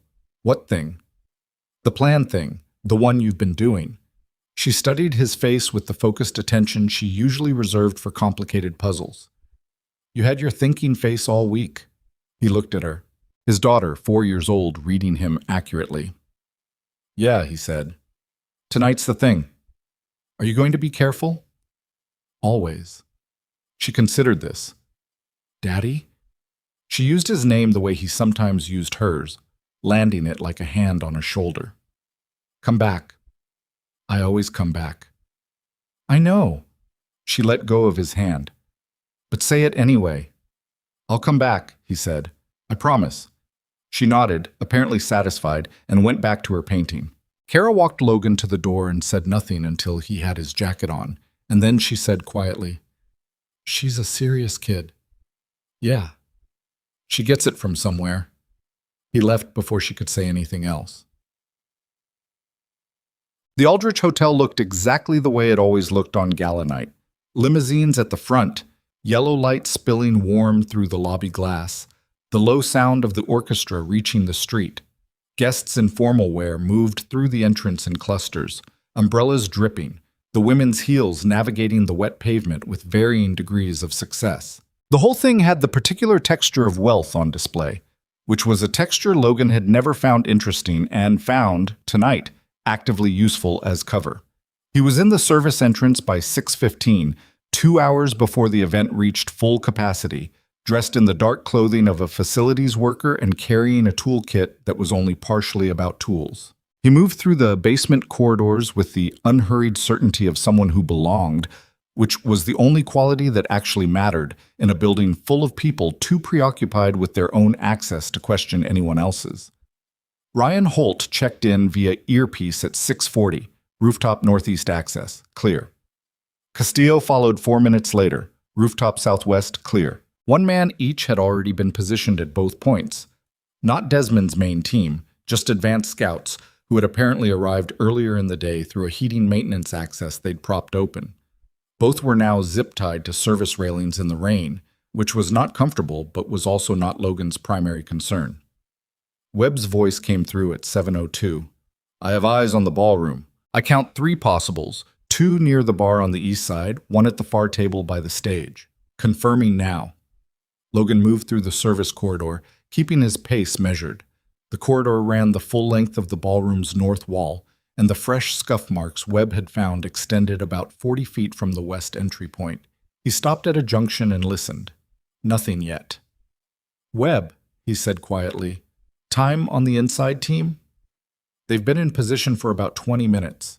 Nobody's moved. They're waiting for a signal." "What signal?" "My guess is Hoyt." Logan checked his watch. 7:15. The plan had Hoyt sending a status message to Desmond at 7:30.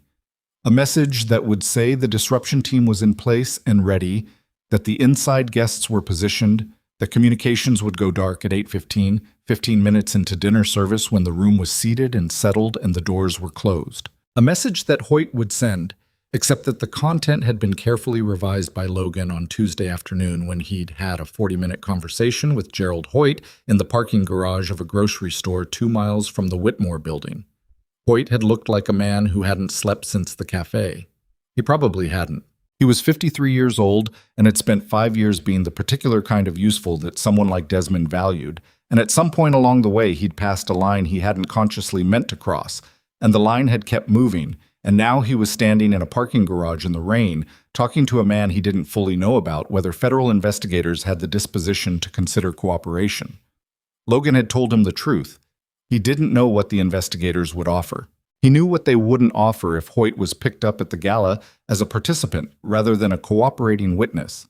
Hoyt had made his decision in about 90 seconds. So at 7:30, Hoyt would send Desmond a message. The message would confirm everything Desmond expected to hear. And at 8:15, when Desmond came through the loading dock expecting the building to be going dark and his team to be in position, he would find neither of those things to be true. Logan heard them at 7:50. 2 sets of footsteps in the service corridor coming from the west. Measured pace, controlled. He pressed himself into an alcove behind a stack of banquet chairs, a narrow, dark space that required him to angle his left shoulder in a way his old injury immediately protested. He told his shoulder to manage. The 2 men passed within 8 feet of him, both in dark clothing with the operational compactness of people who trained regularly and meant business. They stopped at the junction, consulted something, a phone, a small device, and then separated.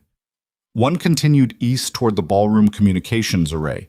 The other turned north toward the hotel's main circuit panel room. Logan let the one heading north get 10 feet ahead of him. Then he moved.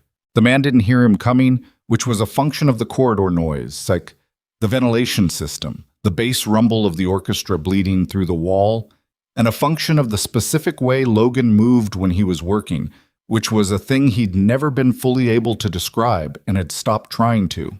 The takedown was fast, controlled, the kind designed to remove a person from the situation without unnecessary damage, partly because Logan wasn't interested in causing unnecessary damage, and partly because a witness was more useful than a casualty. The man went down against the wall.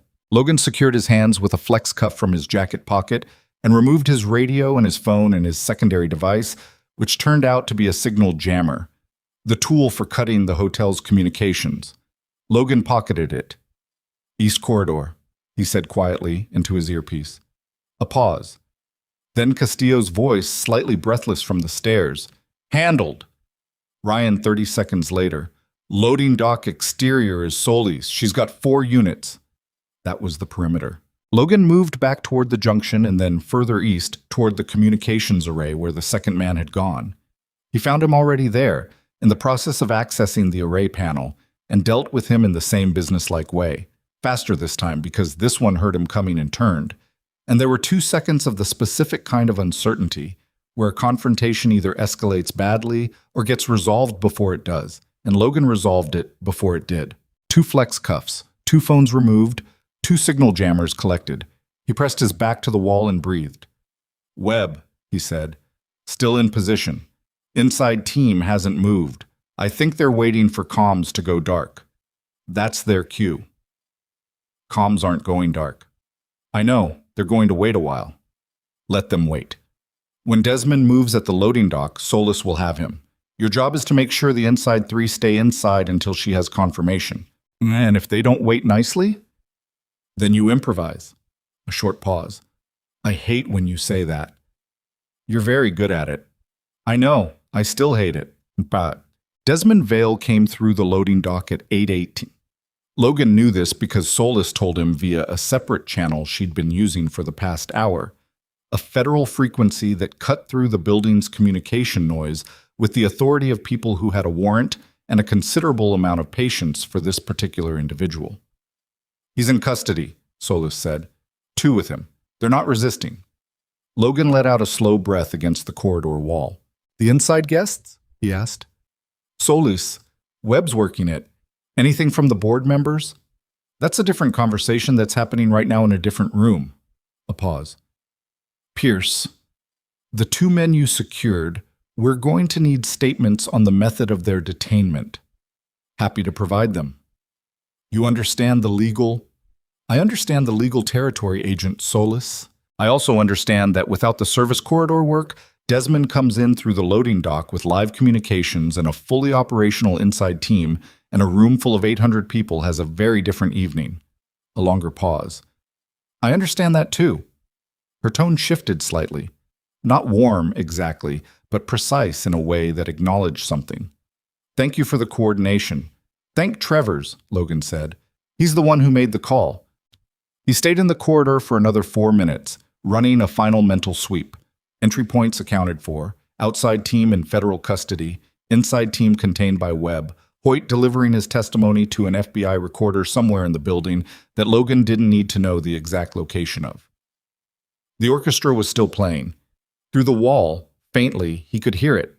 Something slow and formal, the kind of music that filled spaces between conversations at events like this. 800 people eating dinner and talking about their businesses and their charities and their lives, none of them knowing that a war had just ended 12 feet from where they sat.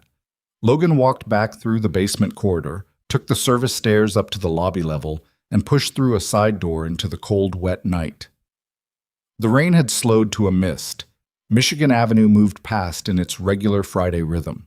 Cabs, foot traffic, the glow of restaurant windows. He stood on the sidewalk for a moment, rain misting on his face. His phone buzzed. Natalie. He answered. "It's done," she said. Her voice was controlled, but there was something underneath the control that sounded like the specific release of a person who'd been holding something very tightly for a long time. "Solis just came to the private room where I've been. I've been sitting in the hotel manager's office for the last 2 hours going absolutely insane. And she said Desmond is in custody." "He is." "And the board members, Martin Chu and 2 others. They're being interviewed now. Solis said there's enough to bring obstruction charges, potentially more." "Good. Gerald Hoyt?" "Will cooperate fully. He already started." A pause. The sound of her breathing. "Logan, how are you so calm right now?" He looked at the street, at the wet pavement reflecting the hotel's light. "I'm not calm," he said. "I'm tired." She was quiet for a moment.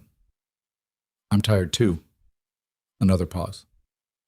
"Can I ask you something?" "Yeah." "That first morning, in the cafe." She seemed to choose the next words carefully.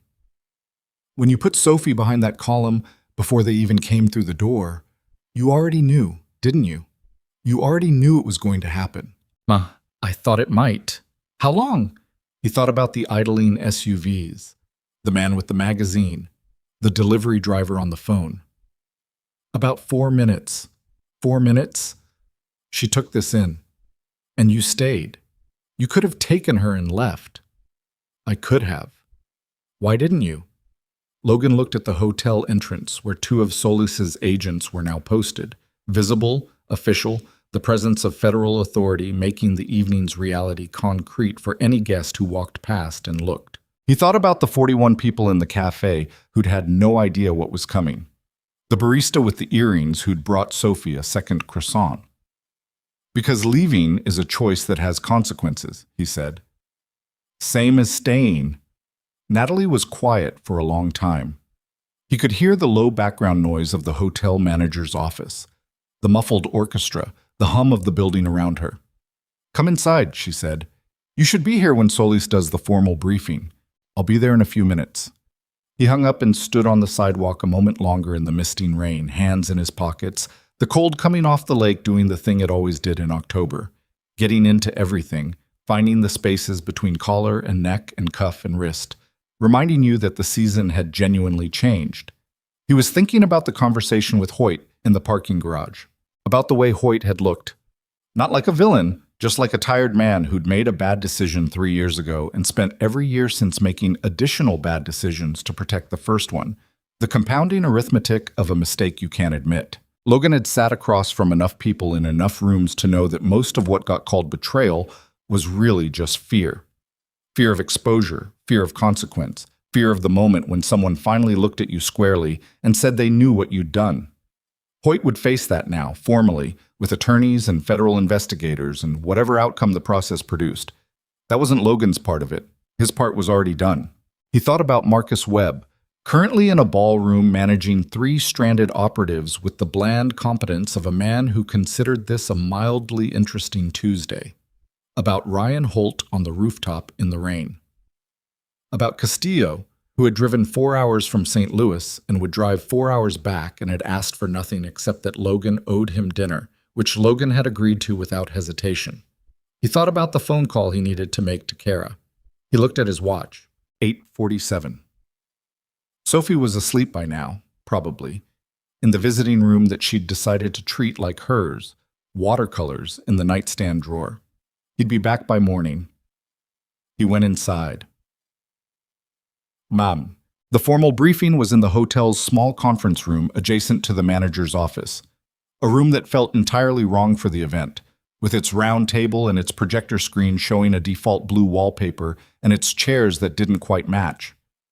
Solis ran through the takedown with the professional brevity of someone who'd done this before. Desmond Vale and 2 associates in custody, charges pending, financial crimes unit already working the Hartwell connection, Gerald Hoyt cooperating. 3 inside guests detained pending interview, 2 additional men recovered from the service corridors, 2 from the rooftop access points. Natalie sat across from Logan at the conference table, still in her gala dress, which was navy and understated. She had a hotel pen in her hand that she kept clicking without appearing to notice. When Solis said Desmond's name, something in Natalie's face didn't move, which was itself a movement.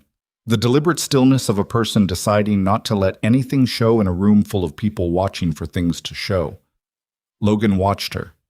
She didn't look at him. When Solis finished, there was a brief silence in the room.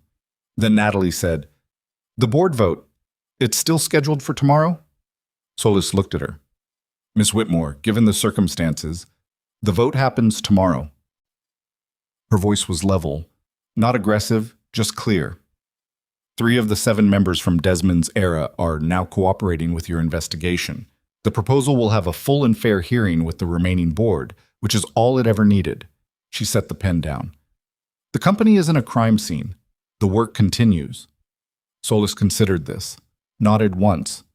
We'll need access to the full board for interviews over the next 72 hours. You'll have it. My assistant will coordinate. And Mr. Pierce. Solis turned to Logan with the specific expression of a federal agent who had a procedural question and wasn't sure she was going to like the answer. We'll need the full account of your activities in this building tonight and over the preceding week. Available whenever you want it, Logan said, including the method of detainment in the service corridor. Including that. Solis looked at him for a moment. You're not worried about that conversation. I'm not worried about the facts of what happened, Logan said. I'm confident in those. Something moved at the corner of Solis's mouth. Not quite a smile. All right, she gathered her notes. We'll be in touch with both of you in the morning. The room cleared gradually. Agents, hotel staff, a lawyer from Whitmore's legal team who had appeared at some point and was now on his phone in the hallway. Webb appeared in the doorway briefly, caught Logan's eye, made a slight gesture with his head that Logan read as, "Handled, fine, talk later." Logan gave him a small nod and Webb disappeared. And then it was just Logan and Natalie in the conference room with its mismatched chairs and its blue projector screen. She looked at the table for a moment. Then she looked at him. "The vote tomorrow," she said. "With 3 members out and the proposal intact, it passes. Probably. More than probably." She allowed herself something that was almost a smile. "I've been counting votes in my sleep for 2 weeks. It passes." "Then the company is yours, cleanly." "It was always mine." She said it without arrogance. Just fact, the quiet certainty of someone who had built something from the ground and knew every corner of it. "Now it just looks like it again from the outside." Logan nodded. She turned the pen over in her hand, looked at it, set it down again. "What happens to you now?" "I go back to work. I've got a cable install in Wicker Park I'm 3 weeks behind on. The client has been very patient." She laughed. It was a real laugh, short, surprised out of her, the kind that didn't have any performance in it. "A cable install. It's what I do." "It's not all you do." "It's what I do on Monday," Logan said. "That's enough." She looked at him, the specific look of a person taking someone in, not assessing, not calculating, just looking, deciding something. "I want to offer you a position," she said. "Head of a new security division. Real authority, real resources, reporting directly to me. Compensation that's—" She paused, clearly choosing a number in her head. "Significantly better than cable installation." Logan had expected this. What would the job actually be? Building a security architecture from scratch, one that isn't compromised from the inside. People you vet, systems you design. She leaned forward slightly. "You've spent a week inside my company. You know every weakness. You could fix them."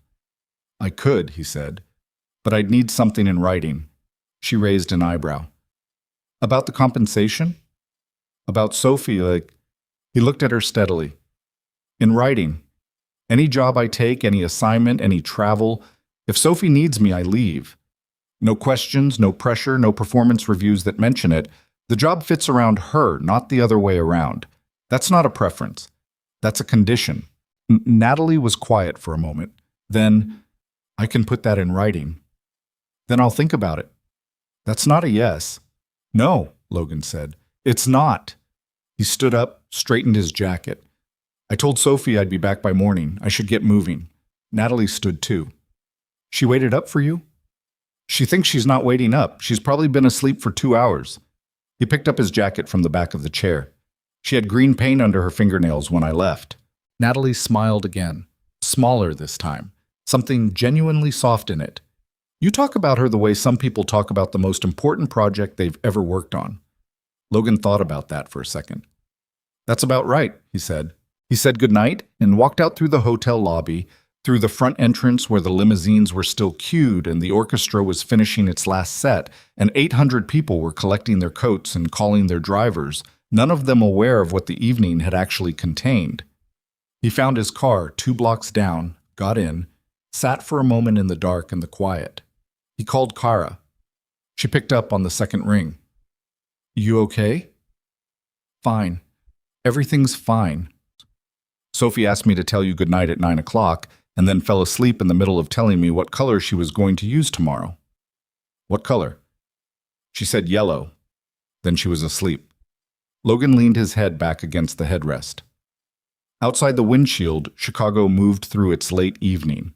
The lights, the traffic, the lake somewhere to the east, dark and enormous and indifferent to the particular small drama that had just resolved itself in a hotel corridor. "I'll be there by 6, he said. "Don't let her start the yellow without me." He got to Kara's at 6:10. The city was still half dark, That particular early morning gray that wasn't quite dawn and wasn't quite night, when the streetlights were still on but losing their authority. He parked on the street, sat in the car for a moment longer than he needed to, and then went upstairs. Kara had left the door unlocked. She was asleep on this couch with a blanket pulled to her chin and the television on with the volume off, which was how she'd been sleeping since college. She'd told Logan once that silence made her feel the apartment was too large. He turned the television off gently and went down the hall. Sophie was asleep in the visiting room on her side, one arm thrown over the edge of the bed, fingers trailing toward the floor. She'd pushed the blanket mostly off. Her watercolors were on the nightstand, lined up in the particular order she insisted on, lightest to darkest, always, because she'd decided this was the correct system and had not revisited the decision. Yellow was at the far left, ready. Logan stood in the doorway for a long time, not doing anything, just standing there, the way you stand in the presence of something you'd been worried about losing and hadn't and needed a moment to let that settle into your body properly. Then he went and sat in the chair in the corner and waited for her to wake up. The board vote happened at 10 o'clock Friday morning without Logan in the room. He was in Kara's kitchen eating toast and watching Sophie paint a yellow sun that kept expanding across the paper in a way she clearly hadn't planned for but had decided to commit to anyway. He got the result from Natalie in a text at 10:47, 7-2. Proposal passes. Then, 30 seconds later, thank you. He showed Sophie the text. She looked at it seriously. Is that the lady with the nice shoes? Yeah. Sophie nodded, as though this confirmed something she'd already suspected about the lady with the nice shoes. Then she went back to her son. The formal proceedings moved the way formal proceedings moved, steadily, bureaucratically, with the weight of institutions that didn't hurry for anyone. Desmond Vale was charged within 48 hours. Conspiracy, wire fraud, 2 counts related to the Café operation that the federal prosecutors were still building but had plenty of material for. The private military firm he'd used lost its operating license within the week. A process agent Solis had described to Logan as straightforward, given the paper trail, which was one of the tidier outcomes Logan had seen in a situation that could have gone significantly messier. Gerald Hoyt resigned from Whitmore Logistics on the Friday morning before anyone asked him to. He left a letter on Natalie's desk, handwritten, which Logan learned about secondhand and which struck him as the act of someone who understood that some things didn't belong in an email. His cooperation with federal investigators was documented and submitted. What the prosecutors ultimately offered him in exchange was something Logan made a decision not to track closely. That was between Hoyt and the process. Logan had given him the path. What Hoyt did with it was his own accounting to make. Martin Chu and the 2 other board members who'd been in contact with Desmond stepped down within 72 hours of the gala, each of them citing personal reasons in statements that were carefully worded and that everyone in the business press read correctly. The seats would be filled through a formal nomination process, Natalie announced the following Monday, a process she'd apparently already been designing, because she had, as she'd once told Logan, stopped waiting for people to tell her what the next step was. Marcus Webb drove back to Denver on Saturday morning. He called Logan from somewhere on I-88 and said, "You owe me dinner. Name the restaurant. Somewhere with tablecloths. Done. And wine that costs more than $15. I'll stretch to 20. A pause. I've missed working with you, Webb said. It came out simply, without sentimentality. The way Webb said everything. Direct, without decoration, because decoration wasn't how they'd ever talked.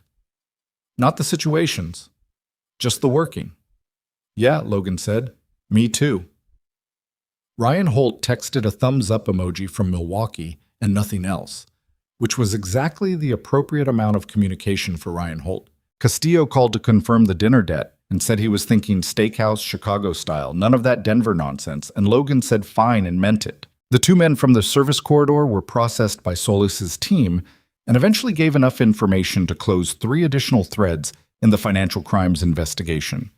Connections between Hartwell Capital and a shell company structure that went back further than Desmond's time at Whitmore, suggesting the plan had been germinating longer than even Natalie had suspected. Logan read about this in a summary Solis sent him as a professional courtesy. He read it once, put his phone down, and went to make coffee. Some things you could follow all the way to the bottom. Some things you handed off and trusted the process to carry. He'd learned the difference through 12 years of being in places where the temptation was always to keep pulling threads long after you'd found the knot, and the lesson had cost him enough that he wasn't going to unlearn it now.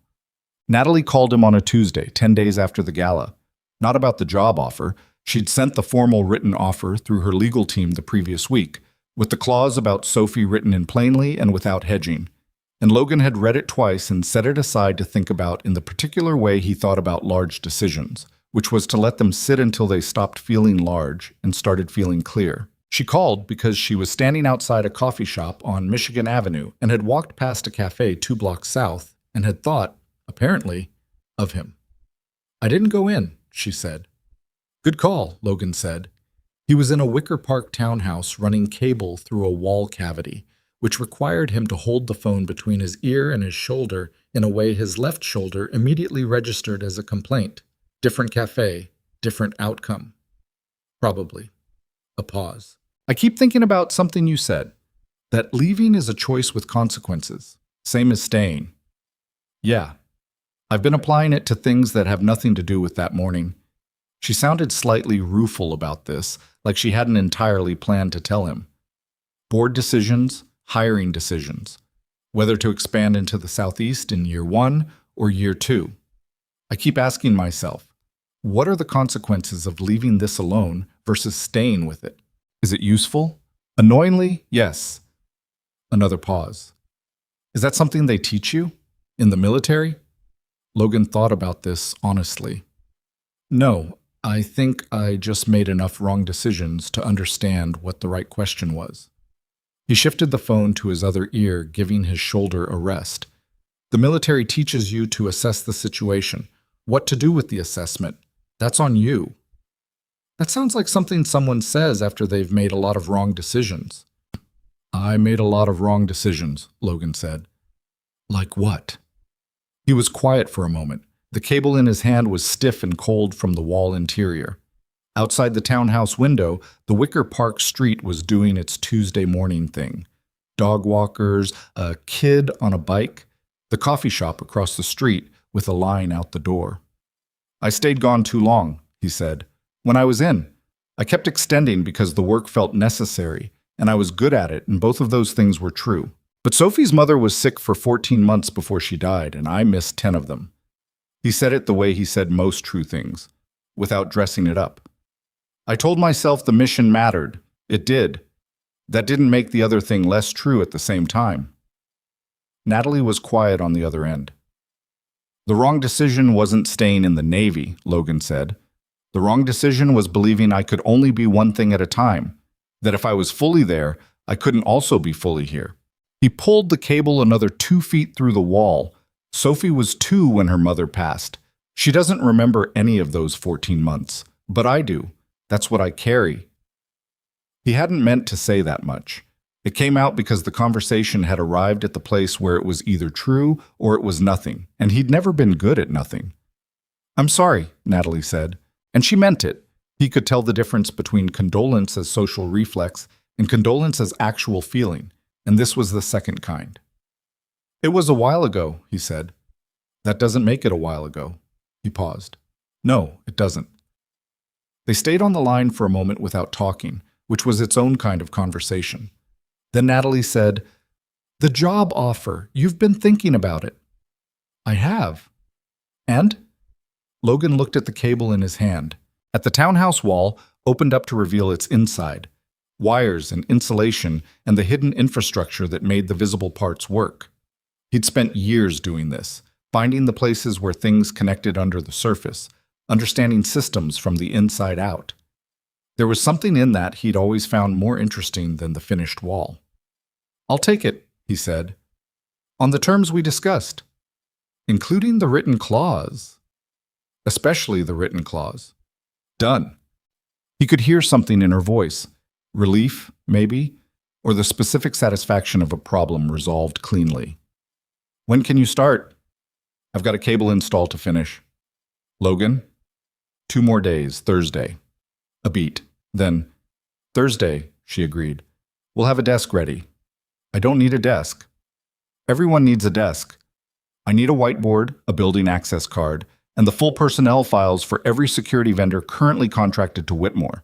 The desk is optional. Oh, she laughed again. The real one. The short, surprised kind. I'll have all three. And the desk. You'll use it eventually. I won't. We'll see. He hung up and finished the cable install and thought, as he worked, about what it meant to start something new. Not in the abstract motivational sense. He'd never had much patience for that kind of framing. But in the practical sense. New building, new people, new vulnerabilities to find and systems to build, and a whole interior architecture to understand before you could trust it. The same work, different scale. He'd been doing this kind of work his whole adult life, just in different rooms. Oh, the park near Kara's apartment had a playground with a blue metal structure that Sophie had decided, for reasons she hadn't fully explained, contained buried treasure somewhere beneath the wood chip border around the slide. This theory had been in development for approximately 3 weeks. Logan had been aware of it. He had not shared his skepticism because Sophie's investment in the theory was total, and the methodology she applied to the search, systematic, patient, returning to the same spots after rain on the theory that water revealed things, was actually pretty sound for a 4-year-old. Saturday morning, clear and cold, the kind of October day that felt final, like the last good one before winter actually committed. Logan had 2 cups of coffee in a carrier, one for him and one for Kara, who was sitting on the bench by the fence with her coat zipped to the chin and a book open on her lap that she wasn't reading because Sophie kept requiring updates on the excavation status. Sophie was on her knees in the wood chips, completely focused, sleeves pushed up, using a stick to investigate a section she hadn't investigated before. Logan stood nearby with his coffee and watched her work. He'd been doing a lot of this lately, standing nearby, watching, not hovering. There was a difference, and Sophie was clear about it. She'd told him once, with the frank authority of a small person who knew her own mind, that hovering made it hard to concentrate. So he stood at a distance that was close enough and not closer, and he watched his daughter pursue her theory about treasure with the full commitment of someone who hadn't yet learned to be self-conscious about the things she cared about. That was the thing about 4-year-olds. They hadn't learned to protect themselves from caring too much. They just cared. Openly, completely, without the armor that adults spent years building over the places where they'd cared and gotten hurt. He thought about Desmond Vale, who had spent years building a different kind of armor. The armor of acquisition, of control, of arranging the world so that other people's choices became his leverage. He thought about Gerald Hoyt, who had built the armor of usefulness, of being necessary to someone powerful, right up until that usefulness became a cage. He thought about the men on the cafe floor who had walked into a room and looked at a man in a stained shirt with a small daughter and assembled a picture so incomplete it had cost them everything. People saw what they expected to see. That was the operating principle behind almost every bad decision Logan had ever witnessed. Not malice, not stupidity, just the human tendency to confirm the picture already forming in your head rather than look past it at the thing that was actually there. He thought about the executives who'd laughed, the one with the pocket square and the camera phone. He didn't wish them harm. They were just men who'd found an easy target and used it, which was an ordinary smallness, the kind that didn't require a villain's motivation. They'd looked at Logan Pierce and seen a man losing. They'd built that picture in about 4 seconds, and they'd never questioned it. He didn't feel contemptuous of that. He felt, if anything, a tired kind of understanding. He'd spent his whole adult life being underestimated by people who made fast pictures, and the underestimation had always served him eventually. So in a particular and unglamorous sense, he owed those people something. The expectation of failure had been a kind of cover he'd learned to wear. But there was something he wanted Sophie to know, when she was old enough for it to mean something. He hadn't figured out how to say it yet. Something about the difference between being seen and being known. About the fact that the opinions of people who look at you for 4 seconds and decide they understand you are exactly as valuable as the quality of attention they gave. About how the only measure of a life that held up under pressure was the one you built in the small and private places. The promises kept, the moments chosen, the ordinary Tuesday evenings where nothing happened except that you were there. Daddy, Sophie held up a flat stone, dirt still on it. Look! Logan walked over, crouched next to her. She presented the stone in both hands, carefully, the way you present something significant. It was a stone. Flat, grayish, with one side that caught the light slightly differently from the rest. Not treasure by any reasonable definition. "What do you think?" she asked. He looked at it seriously. "I think it's been here a long time." "That means it's old." She turned it over in her hands. "Old things are valuable." "Sometimes." "This is part of the treasure." She said it with the certainty of someone who had decided, and for whom deciding was the same as knowing. "Not all of it, but part." "Okay," Logan said. She put it in the pocket of her jacket, the small zippered pocket she used for things she was keeping, and went back to investigating. Logan stood back up. Kara had come over and was standing next to him with her coffee, watching. "She's going to find treasure," Kara said. "She found a rock." "Same thing to her." He sipped his coffee. The park moved around them, so two other families at the far end, a dog chasing a ball, the wind coming off the lake through the trees in the particular way that made the last leaves let go. "You're going to be okay," Kara said. It wasn't a question. It wasn't even really addressed to the situation. The gala, Desmond, all of it. It was addressed to something longer and quieter. The things she'd been watching him carry since he'd come home 12 years ago changed in ways that were hard to name, and since he'd lost Elena, and since he'd been doing this alone. "Yeah," Logan said. "The job. Natalie." She paused. "All of it." "Yeah. I'm not going to ask you details about whatever is or isn't." Kara. "I'm just noting that she called you 3 times this week about things that probably had a professional answer available from someone on her staff." Logan looked at his coffee cup. "She's thorough." Kara let it sit there. He didn't say anything else and she didn't push it, because she was his sister and she knew the difference between a door that was closed and a door that was just taking its time. The truth was something he was still holding carefully, in the honest way you hold things when you're not sure of their weight yet. Natalie Whitmore was a specific kind of person, capable and driven, and occasionally infuriating in the way of someone who had strong opinions about the right way to do things and was usually right about it, which made it harder to argue. She was also, underneath the competence and the composure, someone who had spent 8 years building something real from nothing, who had been betrayed by people she'd trusted with that work, and who had responded to that betrayal by getting up and keeping going with the same methodical seriousness she brought to everything. He respected that. He respected it in the unflashy way he respected most things, quietly, without announcement. What it was beyond that, he didn't know yet. He was 32 years old, and he had a 4-year-old and a security division to build from scratch, and a cable-installed debt with Castillo that needed settling. He had enough. More than enough. Whatever came next would come at its own pace, and he'd learned enough wrong lessons about forcing timelines to be in any hurry. "Sophie," he called. 5 more minutes, and then we find breakfast." She looked up from her excavation with the expression of someone receiving unwelcome news that they've technically already agreed to. 5 whole minutes? 5 whole minutes. Okay. She went back to work with renewed focus, the way a person attacks something when they know the clock is running. Logan watched her and thought about the morning in the cafe. The hot chocolate, the laughter, the men who had walked through the door expecting to find a room full of easy targets and had found instead one of the few things in the world that was genuinely difficult to calculate.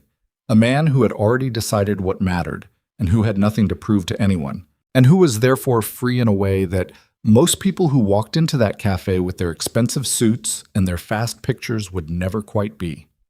There was something in that.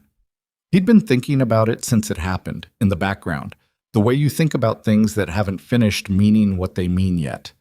He thought about what Sophie had said in the park. Old things are valuable. It was the unexamined logic of a 4-year-old following her own theory, but he turned it over anyway, the way you turn a flat stone to see if the other side catches the light differently. Not wealth, not status, not the admiration of people who made fast pictures, just time. Just the patient accumulation of showing up. The ordinary Fridays and the difficult Tuesdays and the 10,000 small moments that left no record anywhere except in the person you were when nobody was assessing you. That was what they'd missed. The men who had laughed. They had looked at the accumulation and seen failure. They hadn't been able to read it as what it actually was. Evidence of a man who had stripped everything down to what held, and discovered that what held was smaller and more solid than he'd expected. Sophie pulled something else from the wood chips, another stone, slightly larger, reddish on one side. She held it up. "Daddy, this one's part of it too." "Keep it," he said. She zipped it into her pocket with the first one, very satisfied. He finished his coffee, crumpled the cup. He'd throw it away on the way out. In a few minutes, he'd take his daughter to breakfast and she'd order pancakes and leave half of them and spend the rest of the meal explaining her treasure theory to the waitress, who probably didn't want to hear about it but would listen anyway because Sophie had the particular quality of people who fully expected to be heard and were therefore usually heard. And then it would be the rest of Saturday. And then Sunday. And then Thursday, when he'd walk into a building with a whiteboard and a building access card and begin the long, patient work of finding every weakness and making it solid. He had been, for most of his life, most useful in the places where things were most broken. He didn't know if that was a gift or a habit or just the specific shape that 12 years of necessity had made of him. Probably all three. He'd stopped trying to separate them. What he knew was simpler than any of that. He knew what he was going back to after breakfast. He knew who was in his corner. He knew the promises he'd made and what they cost him and what he'd pay again without hesitation. The man they'd laughed at in the cafe had gone home that night and read Sophie 2 books instead of 1, because it was Friday and Fridays had loose rules. He'd made pasta. He'd done the dishes. He'd sat on the edge of her bed until her breathing went slow and even, the way it always did. And then he'd sat a little longer anyway because there was no mission more important than the one that happened in the quiet of ordinary evenings, and he'd been learning that lesson for 4 years and intended to keep learning it. Sophie jumped to her feet and dusted wood chips off her knees. "Okay," she announced. "Breakfast." "Yeah," Logan said. "Pancakes." She started walking toward the park gate with the decisive energy of a person who has decided what comes next. "And maybe we come back after." "Maybe," Logan said. "Probably," she said. He fell into step beside her, and they walked out of the park together into the Saturday morning, the cold air carrying the last of the leaves, his daughter's jacket pocket full of stones she'd decided were treasure, the city doing what it always did, indifferent, enormous, moving without pause, and Logan Pierce moving through it the same way he always had, quietly, unhurried, watching everything, wanting only to be exactly where he was.